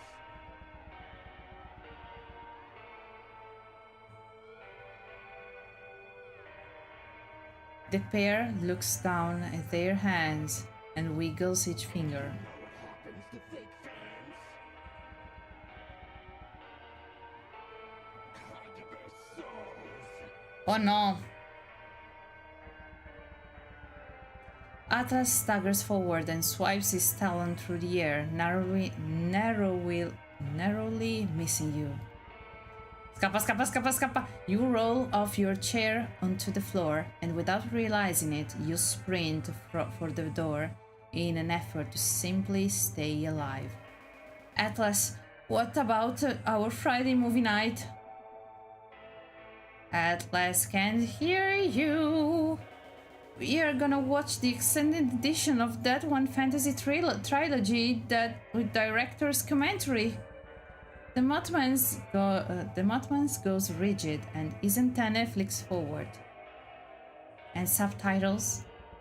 You fumble with the doorknob, trying to get it open. Atlas' left legs jerks to one side, almost toppling the Mothman's over. He takes another step but trips over nothing, like two drivers fighting for the same steering wheel. Are you crazy? We can't just combine cryptids. The Radio Man moth sounds fucking stupid. Jamie, help! Meno male che esiste il Big Boy. Big Boy! Non è che se ti faccio incazzare fai così? Forse, non lo so. Ma in ogni caso, andiamo. Jersey Devil clambers into the room, confused. The Jersey Devil? È ancora meglio. Il diavolo del Jersey è più particolare ancora. Non pensavo che fosse così, ma vabbè. Me l'hanno rappresentato in una maniera che non ero abituata. They look around, only to watch the possessed Mothman's jerk and jitter toward the duo, muttering and clawing at his own feathers. What? Did Atlas get taller? That's the first thing you noticed? This is unforgivable. Oh, not used to being the arm wrestler, Shorty. This isn't a contest. You're right. Feathers don't count. I think now it's time to fight. But that will hurt him. Oh, so now you care. Gosh, honey, I thought you were supposed to protect me. Huh? Let's make this quick. Che succede? Ma che cappio succede?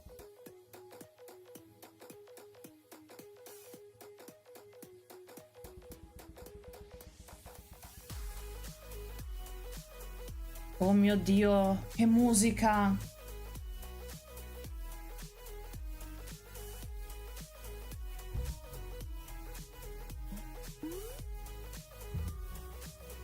Dai!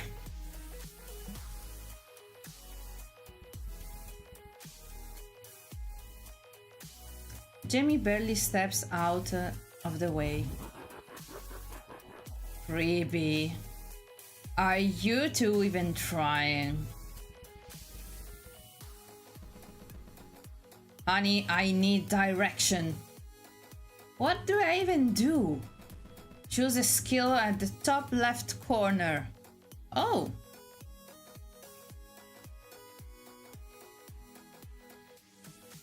And click it, okay?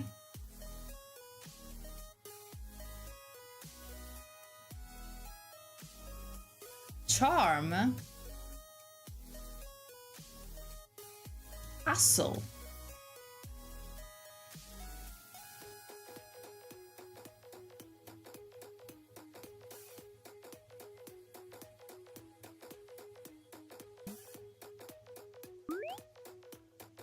Okay, top left corner.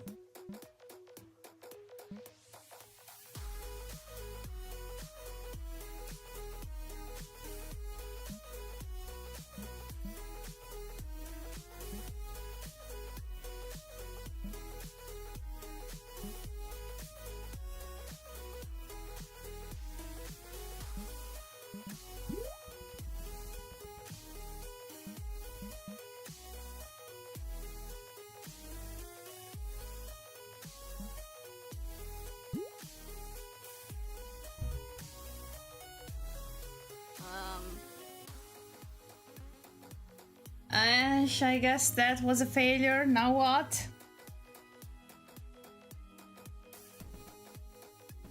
Great. Let me explain the basics. Shit, where do I even start? You see damage. Base damage. Then you simulate and modify stamina, exhaustion, matter, my brain hurts. I can't do this. I hurt Atlas. If I hurt Atlas, he would cry.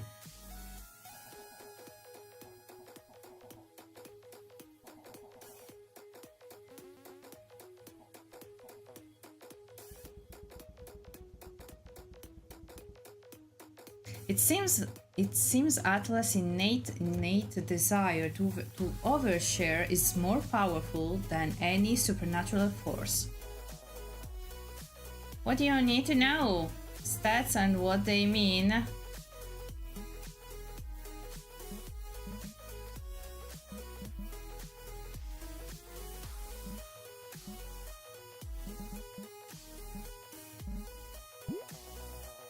Okay, so there are 6 stats: brawn, brains, guts, hustle, charm, and occult.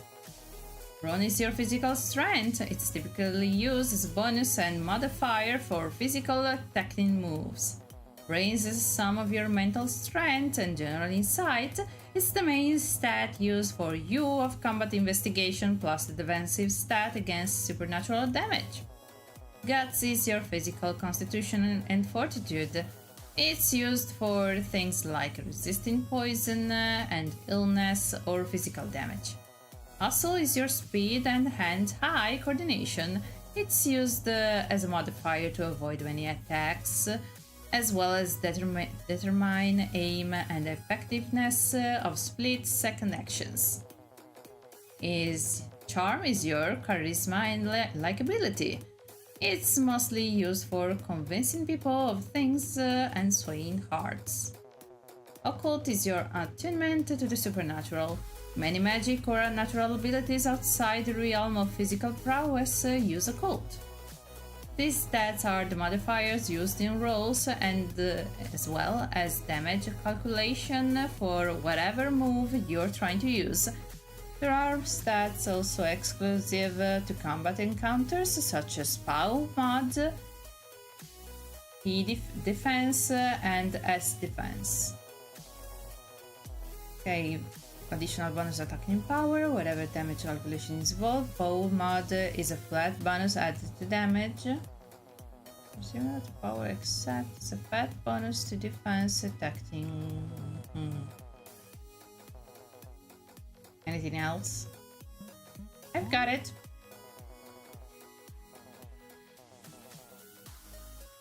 Hey, Jimmy, it's okay. Get his ass. Jamie's totally fired up, the spark of determination gleaming in their wild eyes. It inspired you too. Maybe things will work out. Maybe you can do this. Let's save Atlas.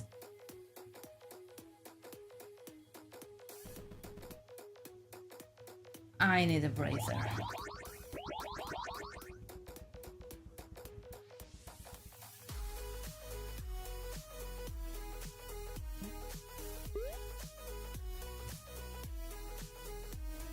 Huh.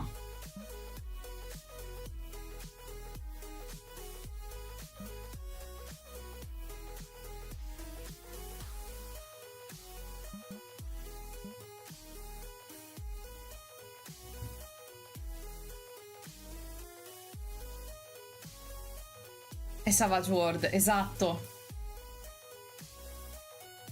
Ma anche loro mi sa che hanno usato Savage World, perché, cioè, che cazzo, pure...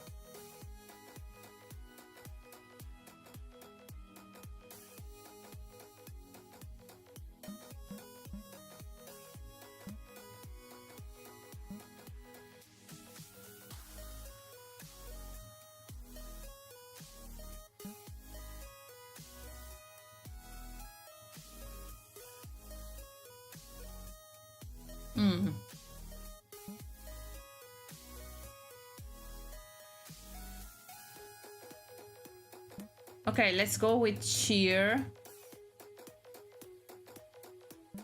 Or not? Yeah.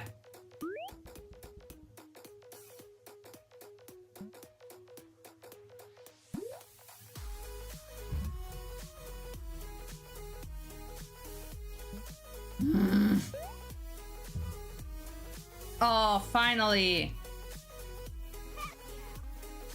Show them what Jersey's made of, Jamie.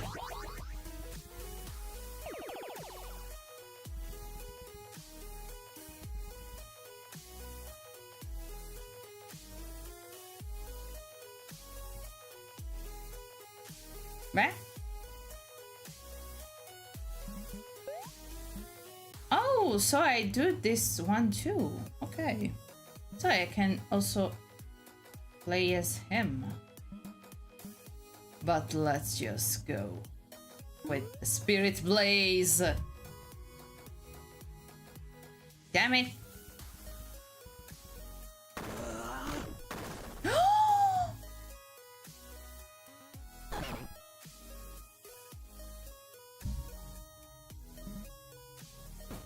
Is this scripted? I think so.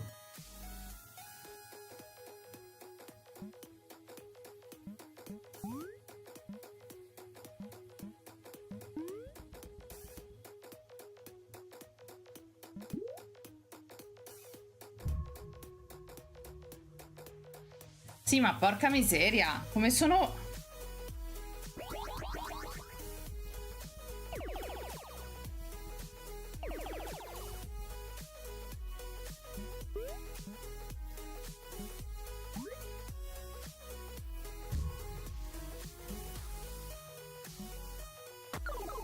E fagli il culo.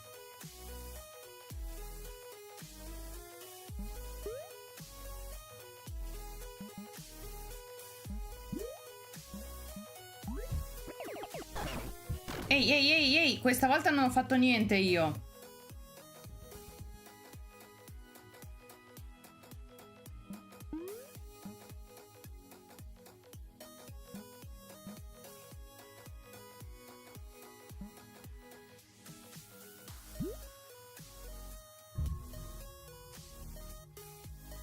Oh, finalmente.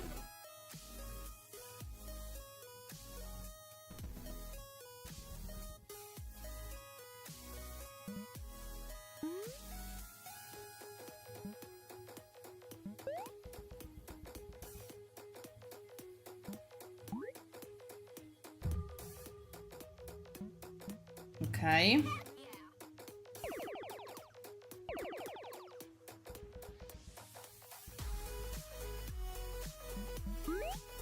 Quindi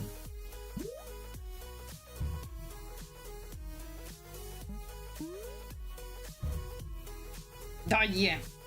Repenting hell! Reaching up, Jamie cups the flame in their hands and whispers a spell. The small flame dancing forward before exploding into a wild burst of hellfire.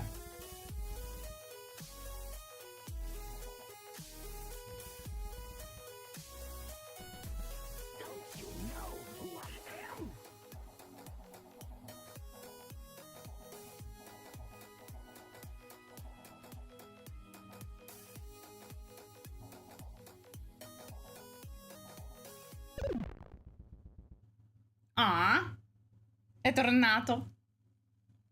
Hi, baby. I'm a little lightheaded. Know your place.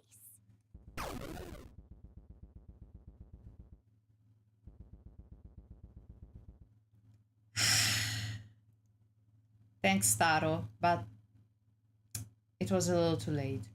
The door to the studio buckles, splitting open as a monstrous Taro bursts into the room with a triumphant meow. She knocks Atlas to the ground. Oh no.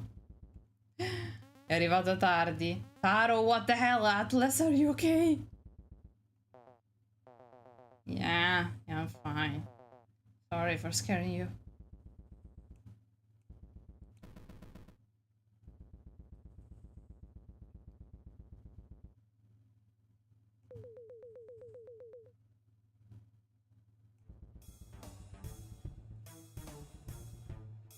Boo! What? My gosh, this is...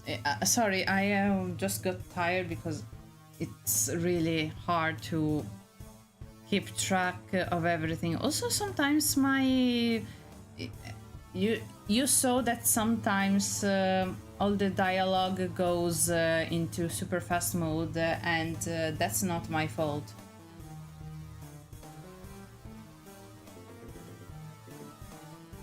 I...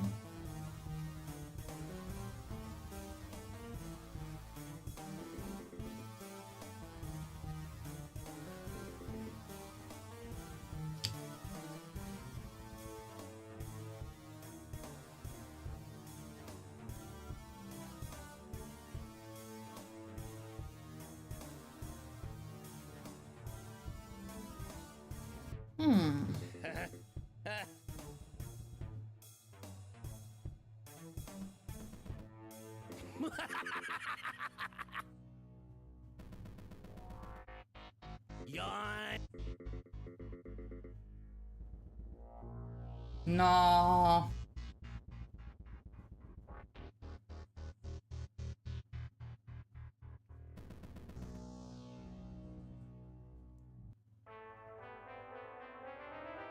Saving right quick.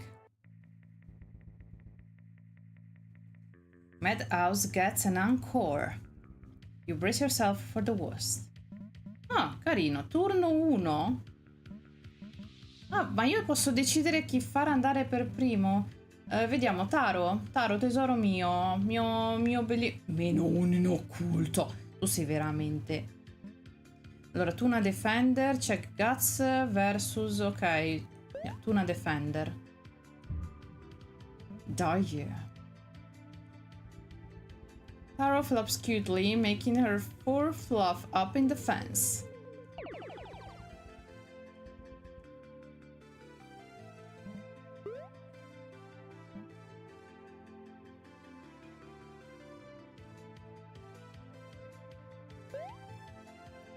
Vai Atlas, pirsalo fortissimo con il tuo infodumping.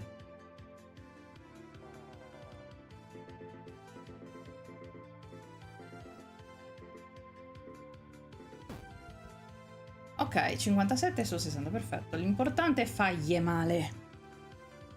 We need to hurt him. Ok.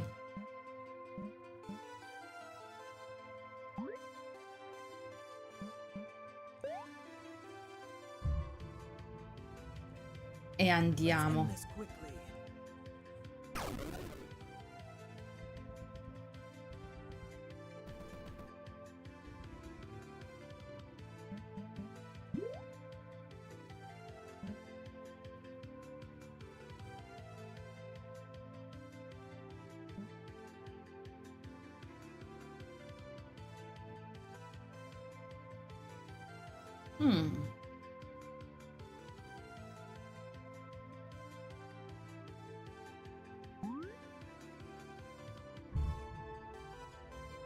Ok. Mike, I lied. I've literally never heard of you or your show. I was just trying to make you and Atlas happy. I can't give up. Oh no. Bene. Ma almeno il suo turno è ritardato un po'.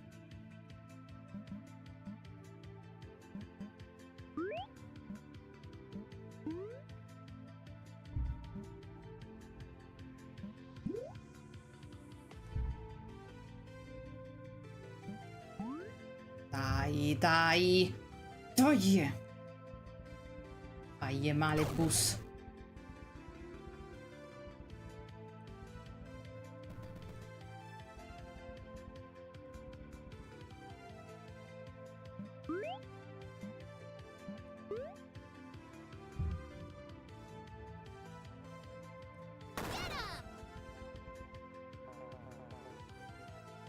I wanted to believe you loved it here, working your dream job, but now I know that was a total lie. Get over yourself. You don't know me. I know you're on the road to eradication. Okay.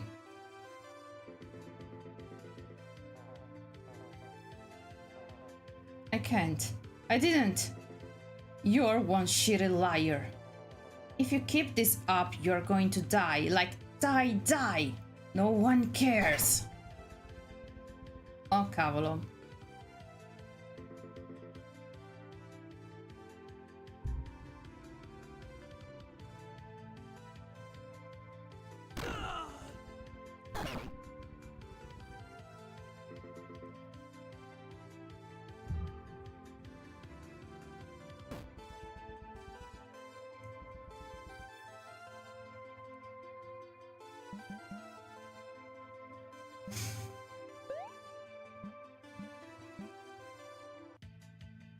Deals heavy damage and lowers target brain.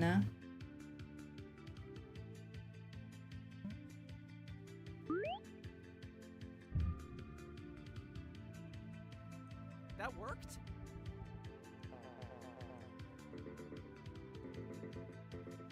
It's too dark, you're getting sleepy.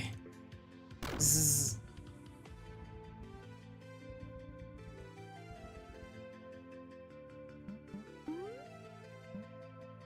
Okay, let's delay something. Okay. Done.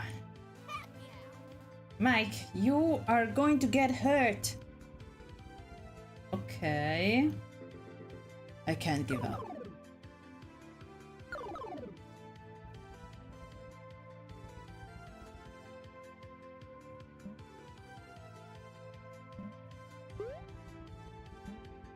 Oh, okay.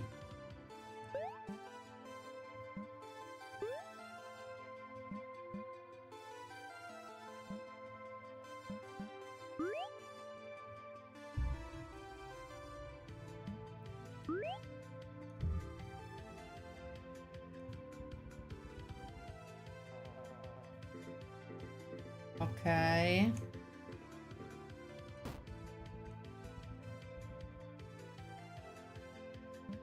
Let's go. Healing wave. No, Spirit Blaze is for the win. Damn it. Mi piace la meccanica, anche a me. Ha una bella meccanica.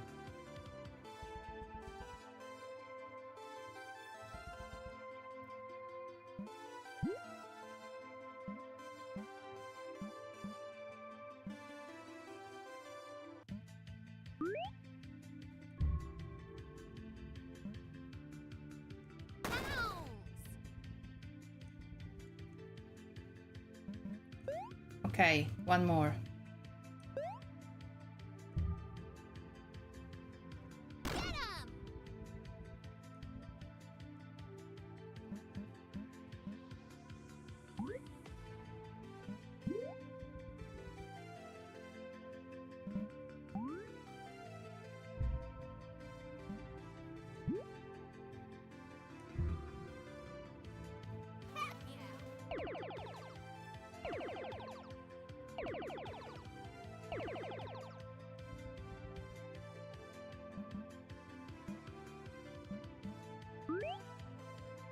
'em! Let's bounce. Once more. Damn. Yes! We won! Amore. Ci sparchi che... vicino a lui. Amore. Vuoi tante coccoline? Sei come il tarotto. Sì. Mio bambino. Mio bambino. Di carino. Turn count, rank S. You've unlocked some new dice. Ooh, you can equip them through the quick menu. We unlocked some dices. Abbiamo sbloccato dei dice, dei dadi. Future updates will include a more in-depth explanation on the differences between dice sets, but the main thing you'll want to keep in mind is that dice sets change how much karma you have to work with and the numbers you typically roll. Ok, ma questo è bellissimo! Se guadagni i tipi dei... Giocando guadagni dei tipi di set di dadi e ogni set di dadi ti dà degli effetti diversi in gioco. È bello! This is amazing! You're the real deal, huh? Guess that's a wrap, folks.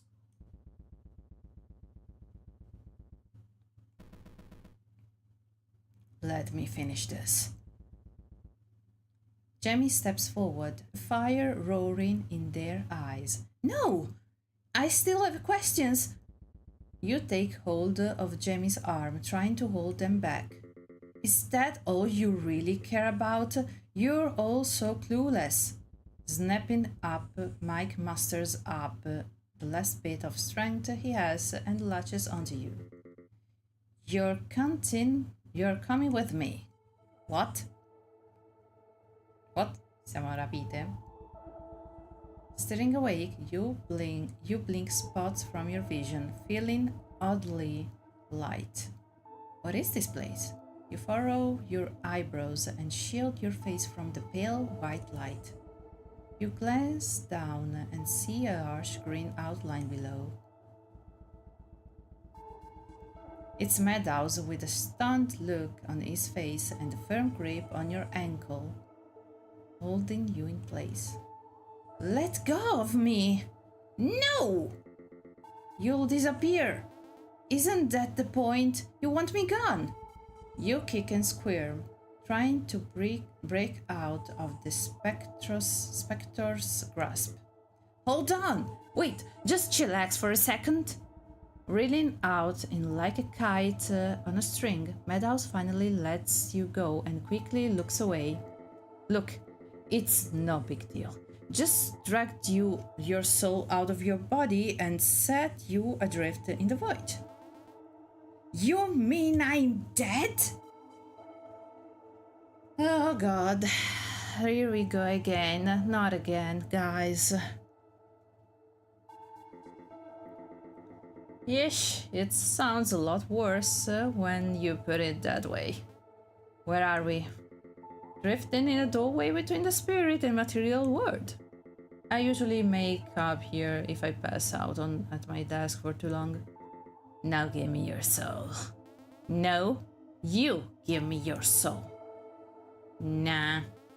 Why'd you drag me here? What do you want? What do you want from me? I need you as a vessel to escape. Don't you feel bad for me? Come on, you've seen movies, you know how this ends. I can tell you whatever you want. What's this about a pesky curse?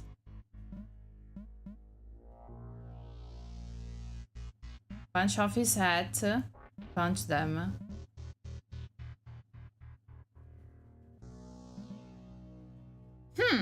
Interessevole.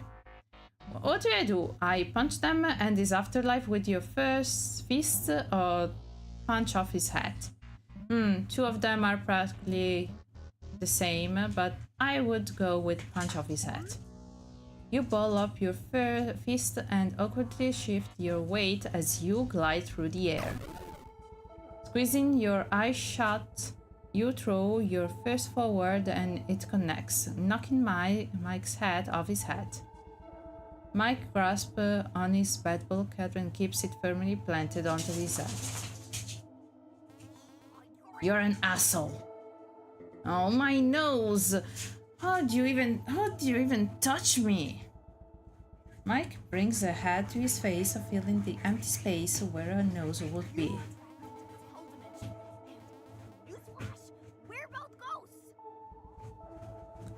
You throw your arms over your head, gesturing around the empty vacuum of space. Bad for you, Mike. You didn't deserve to die, let alone become a monster, but you're totally acting like one. Mike is stunned, unsure on what to say. You're gonna eat my soul? You might as well do it already. Gladly. But I don't think you will. The phantom backs off. You're right, I can't do this. Why not? I don't want you to. I should have put any of you through this. I don't know what else to do. I want to escape. But what if I up and disappear? All I have is this job. I can't remember all my old life. I can't even remember my old face. Mike tips his hat down, covering his eyes. Damn it. You're not going to disappear. Tell that to the other defunct nobodies out there. If you really want a fresh start, you could start a podcast. It's like a radio show you carry in your pocket. You on your cell phone? Mike perks up, a slight twinkle in his dead eyes. You go to take out on your phone only to realize it's back in the material world. And I'll show you later, even if you're a jerk. If it means anything, I think you're worth more than this crusty old station. Aww. Mike hesitates a moment before throwing his arm around you, giving you a big hug. Thanks for not giving up on me. You don't have to be the Elkhorn Station poltergeist, not anymore. Not if it makes you miserable. Aww, oh gosh, he tried to kill us, and yet he's so precious. Oh no, oh no, oh no, oh no, oh no. No raga, è finita. È finita. Io supporterò sto gioco finché non esce. Get out of here. This is all your fault. How is it my fault? You knew bringing a human here was dangerous. Says the ghost gobbling demon. Ah, right. Toto, where the hell were you? Who cares? I was there to protect my human, and that's what matters. You did the bare minimum. Bite your tongue. I knew everything would work out. Stop lying to yourself, Atlas. But I really can't see the future. Then prove it, mothball. Shush! Look, honey is waking up. Oh, I feel terrible. Thanks, God, is you okay?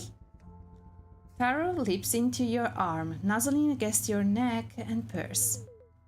That's my... More importantly, that loathsome ghost is gone. Jamie lets out a sigh of relief. Yeah, let's get the heck out of here. You don't respond, a lump forming in the back of your throat. Trailing behind the group, you stare down at the ground, listening to the cold gravel crunching underneath your shoes. Slowing to a stop, the group reaches the car, watching as you dig around in your pocket and pull out a set of car keys. The crew takes one last look back at the abandoned station.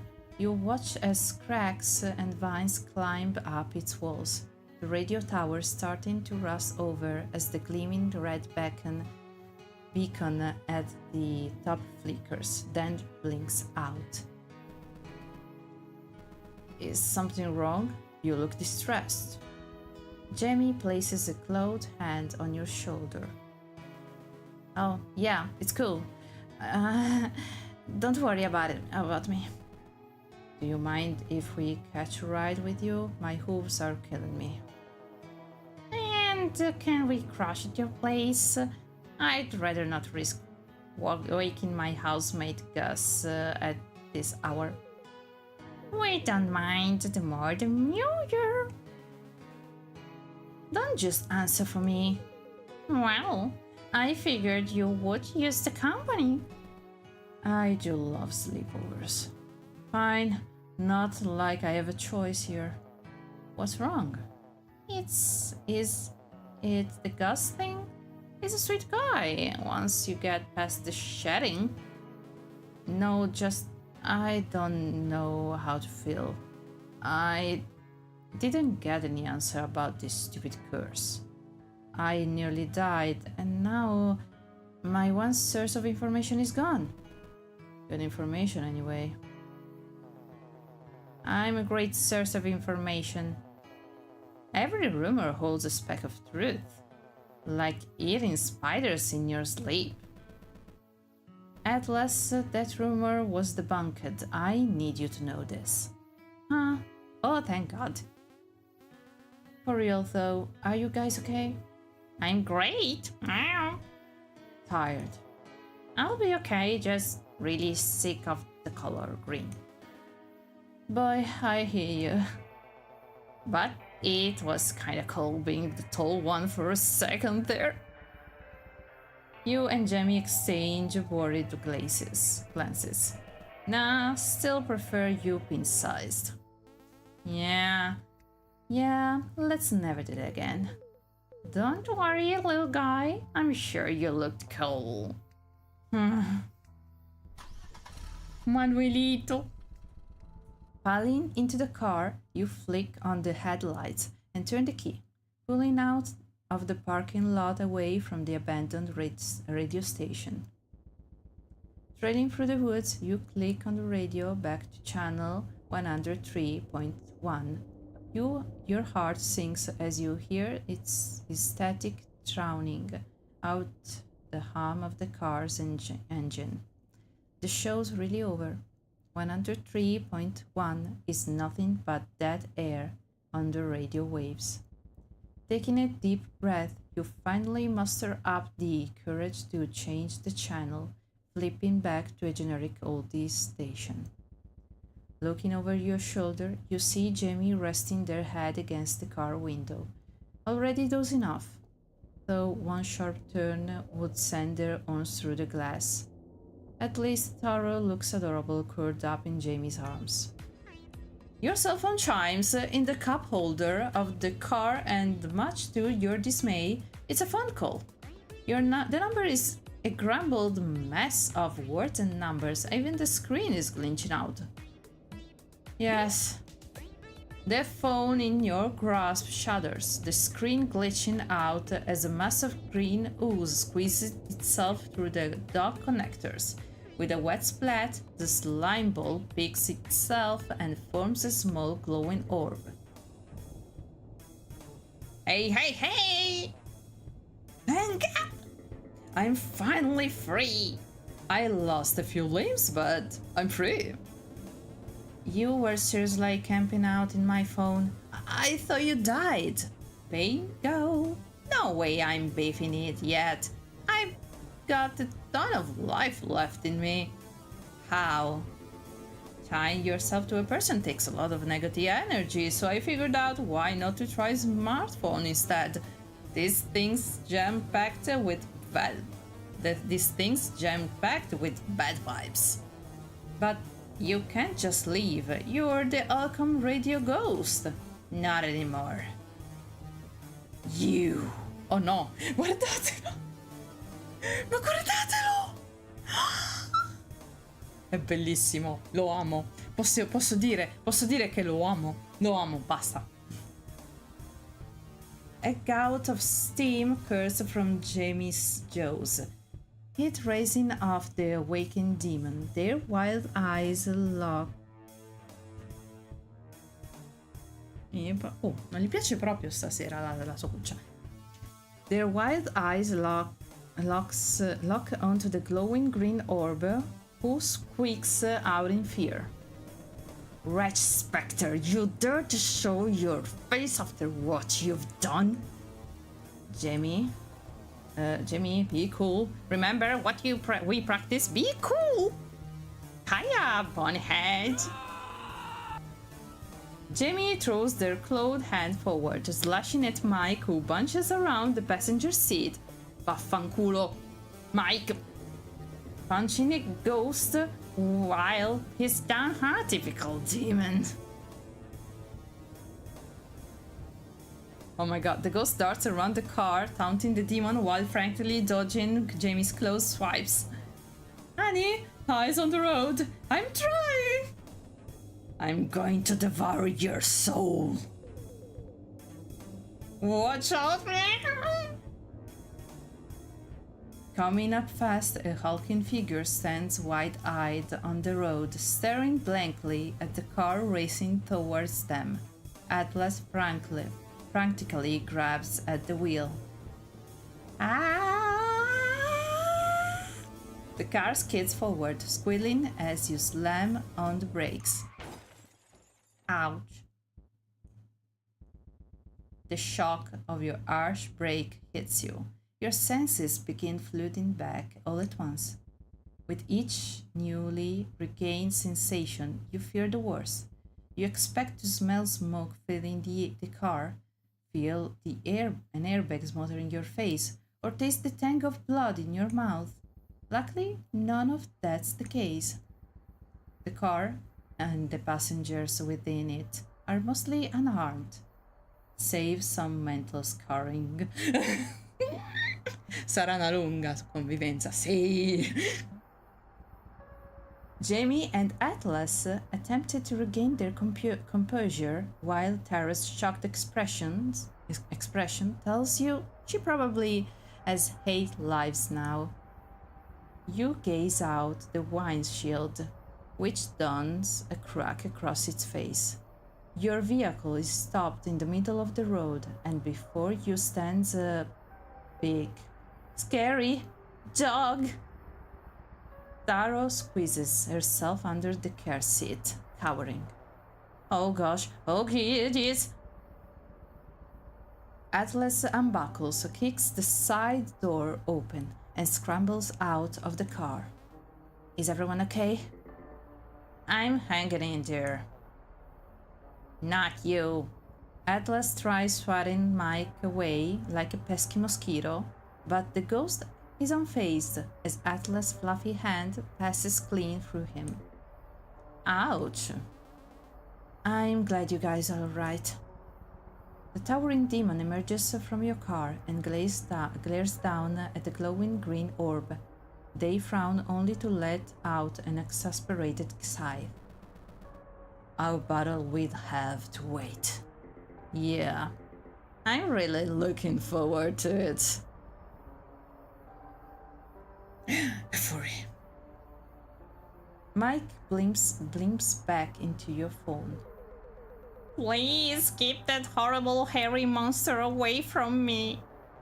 Not a problem. We'll just apologize, offer the big guy a ride home, and boom, we are in the clear. Let's just bail. Not happening. Psst. Everyone knows you can't outrun a werewolf.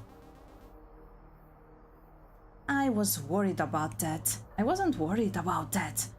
The Mothman glances around and picks up the largest stick he can find. No, Atlas, no, porca tro. Atlas, molla quel cazzarola di stick. Atlas, for freaking... Let down. Just drop the stick. Drop the stick. Do you have that wish? Don't worry, Jamie. I've got the reflexes of a housefly. Idiotic. Okay, Mothman. Atlas turns away from Jamie and immediately begins to poke the heaping pile of fur with the stick. Hey, buddy, are you alright down there? I'm just gonna stand over there, away from the whatever you're doing. Moonlight pours through the thick tree line, a silvery light cast over the large beast fallen in the dirt. As Atlas pokes the beast, he begins to stir, his thick claws scraping through the earth with flexing muscles. You... The werewolf picks himself off the ground, rips the stick out of Atlas' grasp and snaps it in half. You hit me with your car. Mi spiace. I'm sorry. The werewolf roars. His voice is a jumbled snarl, mixed with the bellow of a man.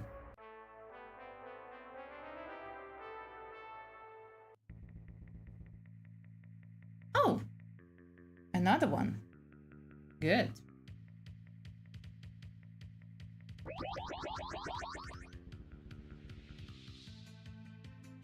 Oh no.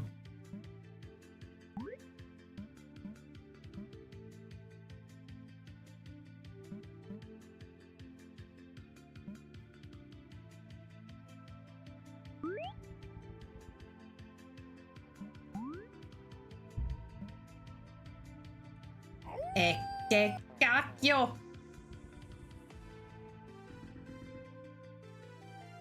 You were supposed to babysit.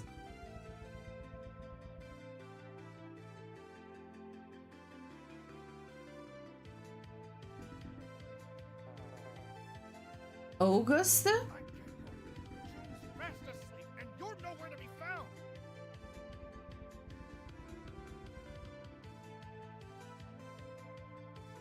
Atlas, che cazzo hai combinato? Atlas, what the heck did you do? You were supposed to babysit a child and you left them alone? When I follow my nose, I find you're out here partying with your friends. You know him? Yes, this is August, my favorite housemate and best friend. Oh, would never mow me over a scheduling slip up, right? Housemate, you're a pest. Hey. Oh, cacchiarola. I know you didn't mean that.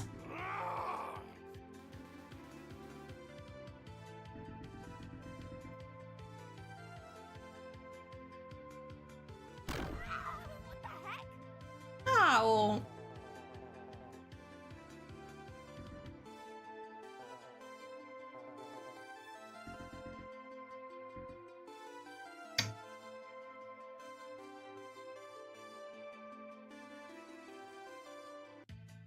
Ha i baffi, sì, ha i baffi ed è bellissimo. Oh yeah, once Hazel got home from work, I baked the macaroni casserole with, well, like you asked. Did you turn off the oven?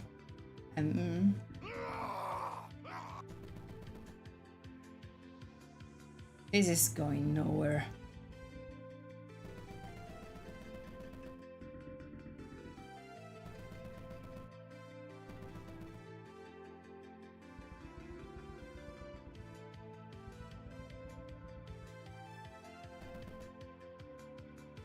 Don't bite me. If you're so close, why doesn't he follow you home? I live in a bad part of town. The abandoned mine. The weeping catacombs, actually. Yeesh. House rent. Rough. Blue Dog only accept mailed checks. What is happening?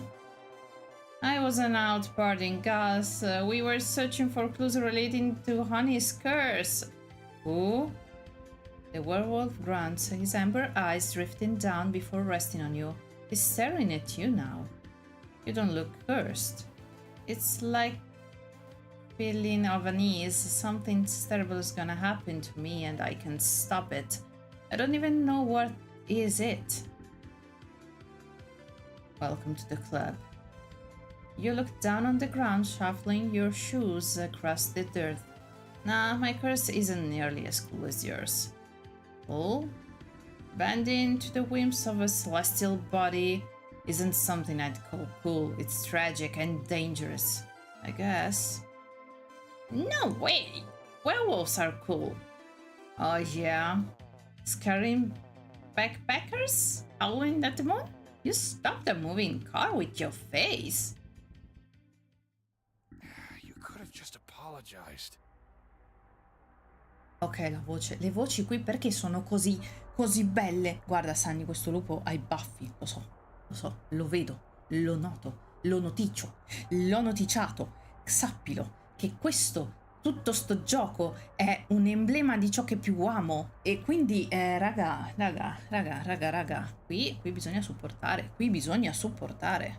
ma fortissimo. This is, I noticed greatly. So here, guys, it's mandatory. We gotta support the creators, support heavily with real bucks. Can I give you a ride to the hospital? Find a veterinarian at this hour. Ouch! The wolfman's guffaw is cut short by a sharp yelp, and he winces. August, don't die! I'm sorry, you were counting on me. I should have been responsible. I'm not gonna die. It's my stupid course wearing off. Oh. What moon phase are we in? The first quarter. Oh, no.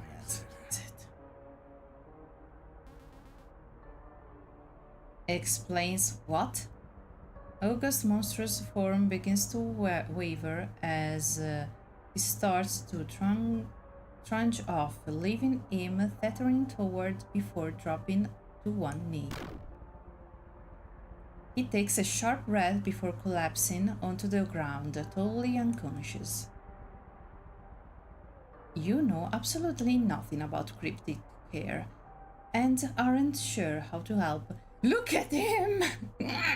Oh no, oh no, oh no, oh no, anxiety, oh no.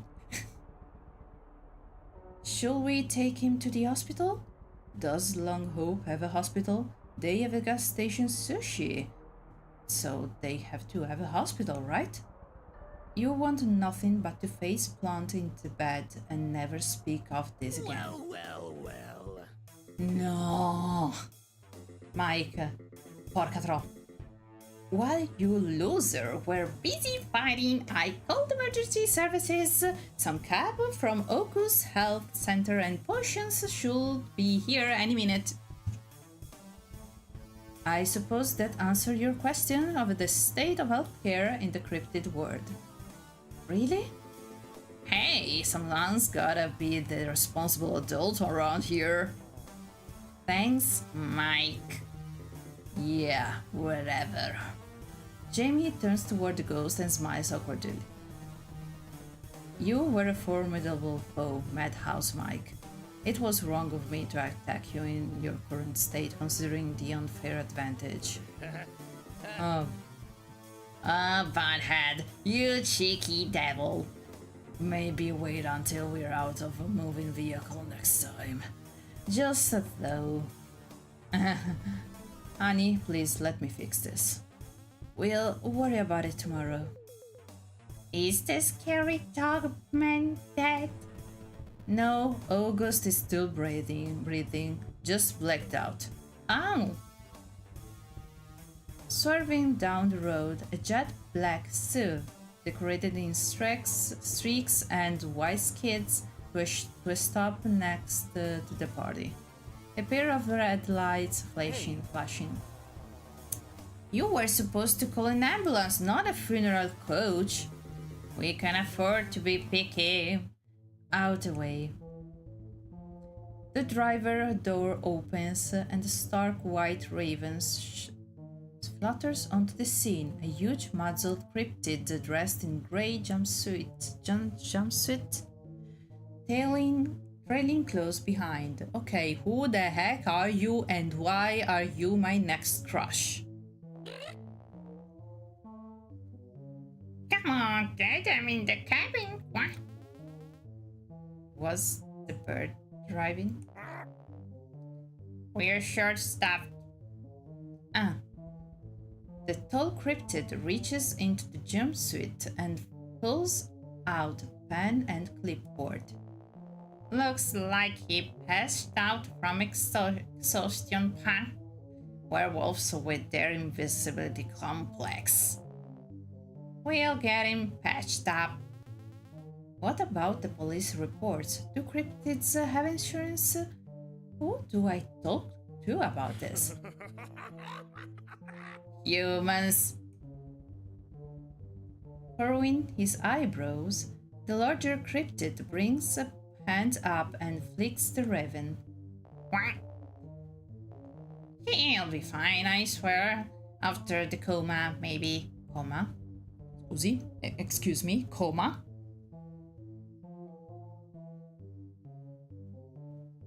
E lo tiene con le antenne, con le cose, solo visto, è bellissimo. Exhaling a gout of steam, the muzzled cryptid's hair bristles as he glares at the bird.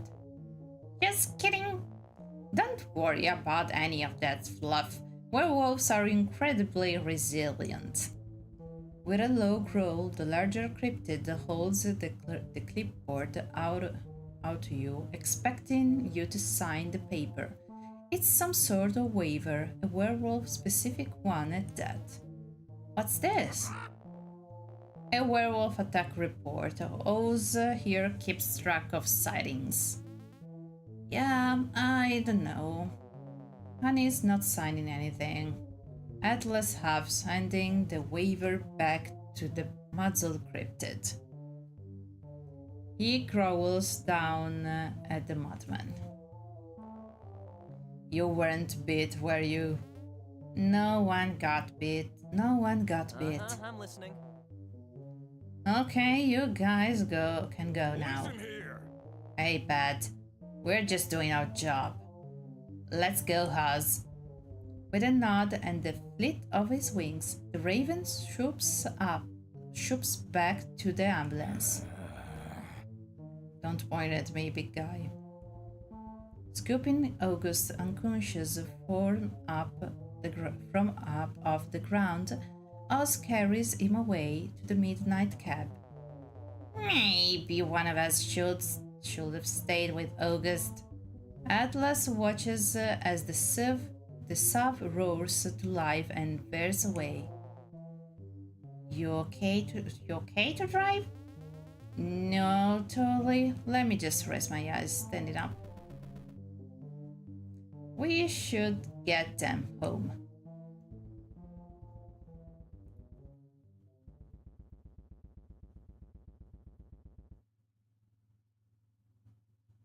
In a blink, you're being carried to the back seat of your car by Jamie. With another, you're on the road as Atlas snoozes in the passenger seat and Jamie drives quietly.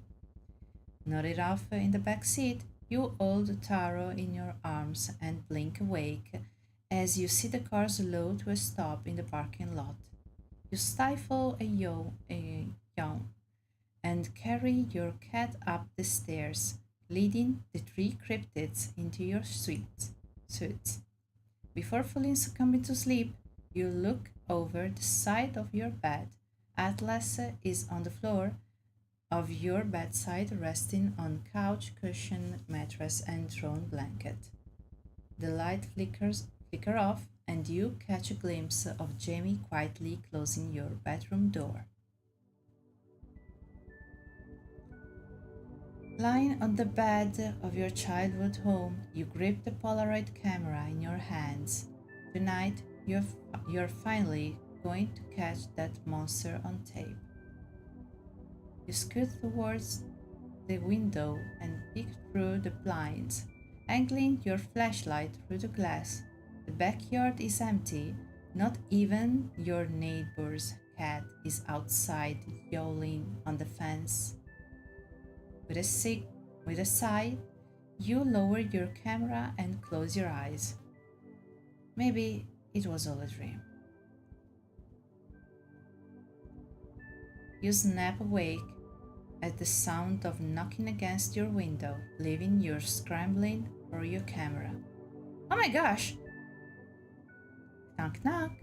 You fumble with the camera and yank the window blinds open, a pair of massive red eyes gazing back at you. You've never seen anything like this before. Now's your chance.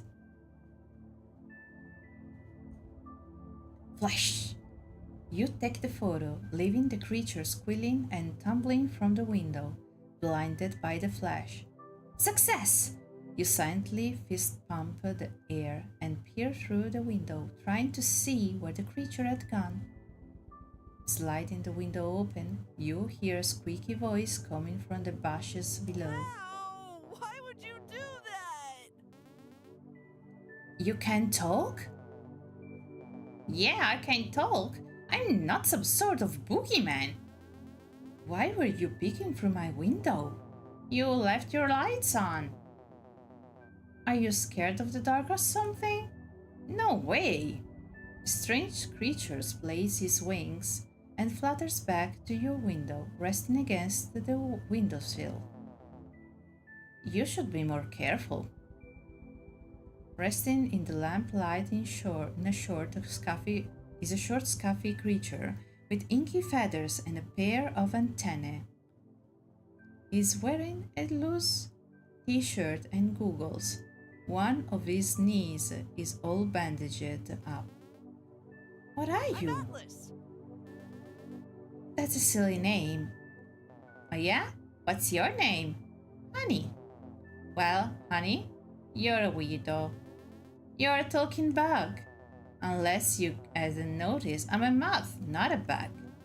Isn't that why you keep knocking on my window? Yeah. Sorry about that, moth vision. Maybe keep the lights off next time. You never know what it might attract. Like what? Cryptids like me. Click. Atlas perks up, his feelers flicking to the side as his gaze shifts, glazing over his shoulder. He blinks. Look, I've gotta go. Hearing footsteps creaking toward your room, you look towards the door. Atlas?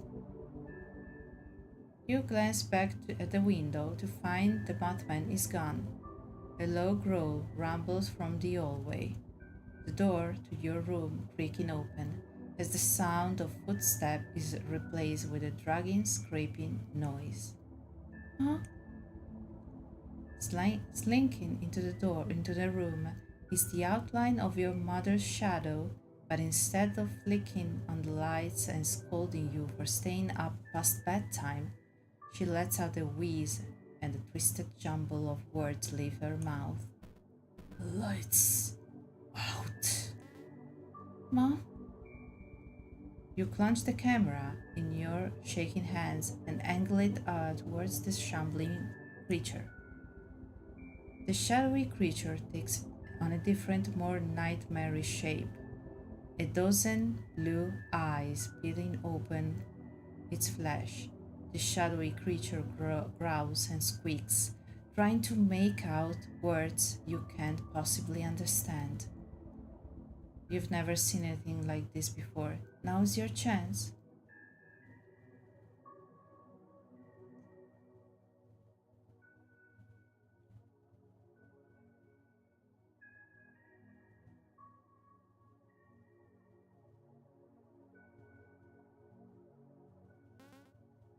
Mom.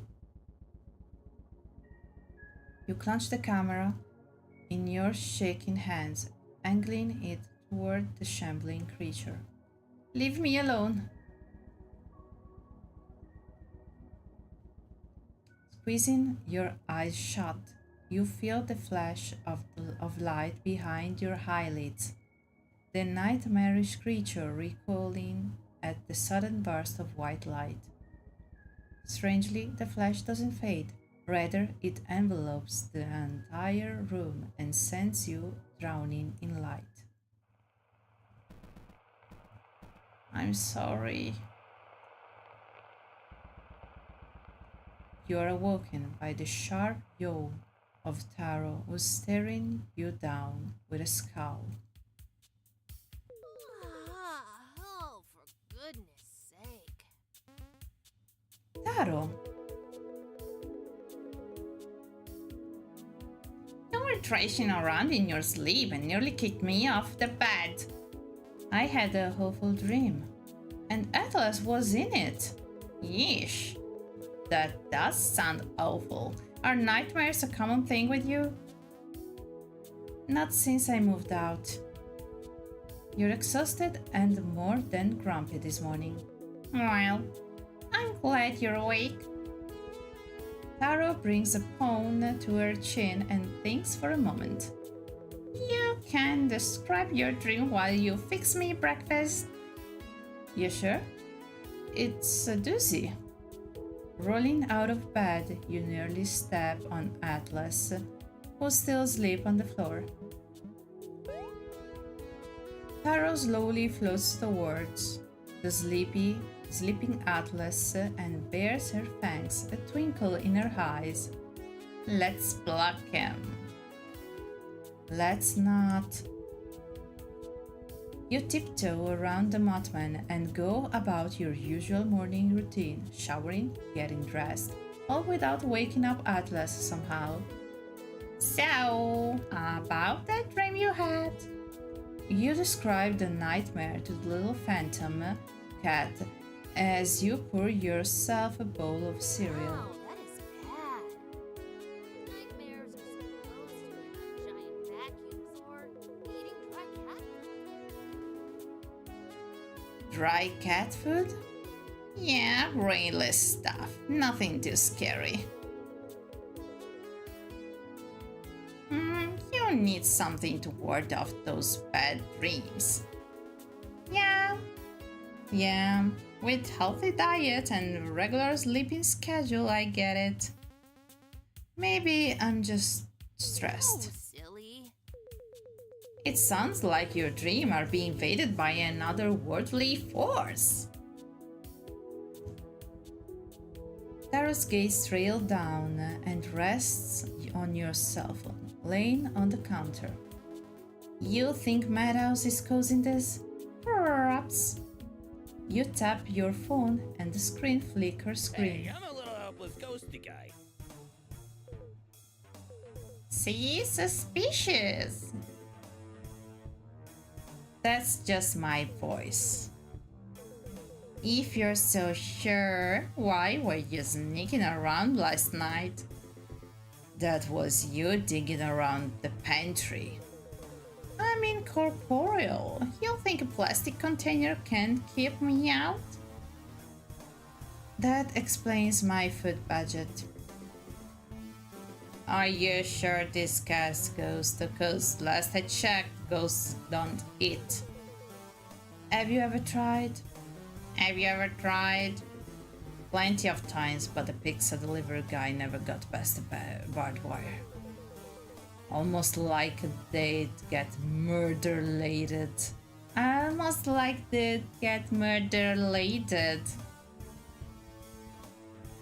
Oh no. So we know it's not Madhouse. Hey, if you need a good luck charm to scare off bad vibes, could lend you my hat.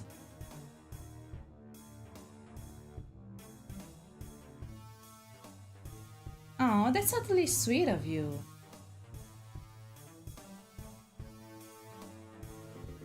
Not this hat, but the real one. Still, I know it means a lot to you. Didn't you die wearing that hat? That doesn't make it any less lucky.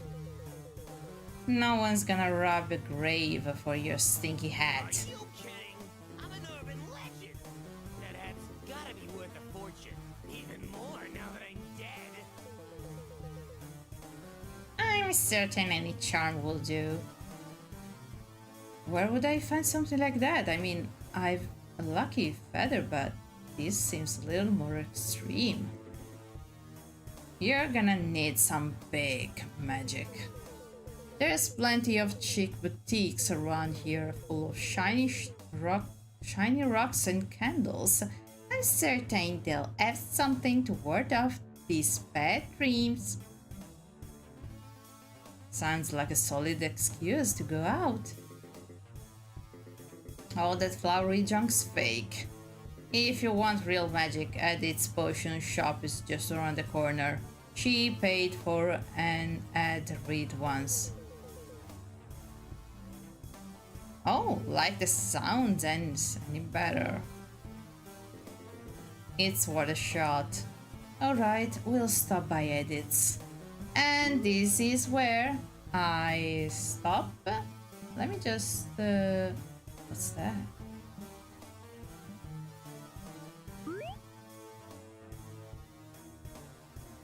Okay.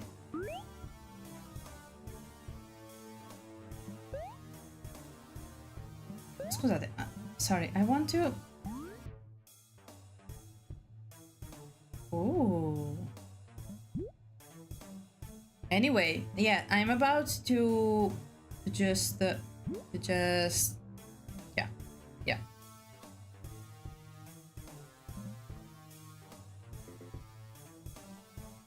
Okay. Let's stop for tonight, guys.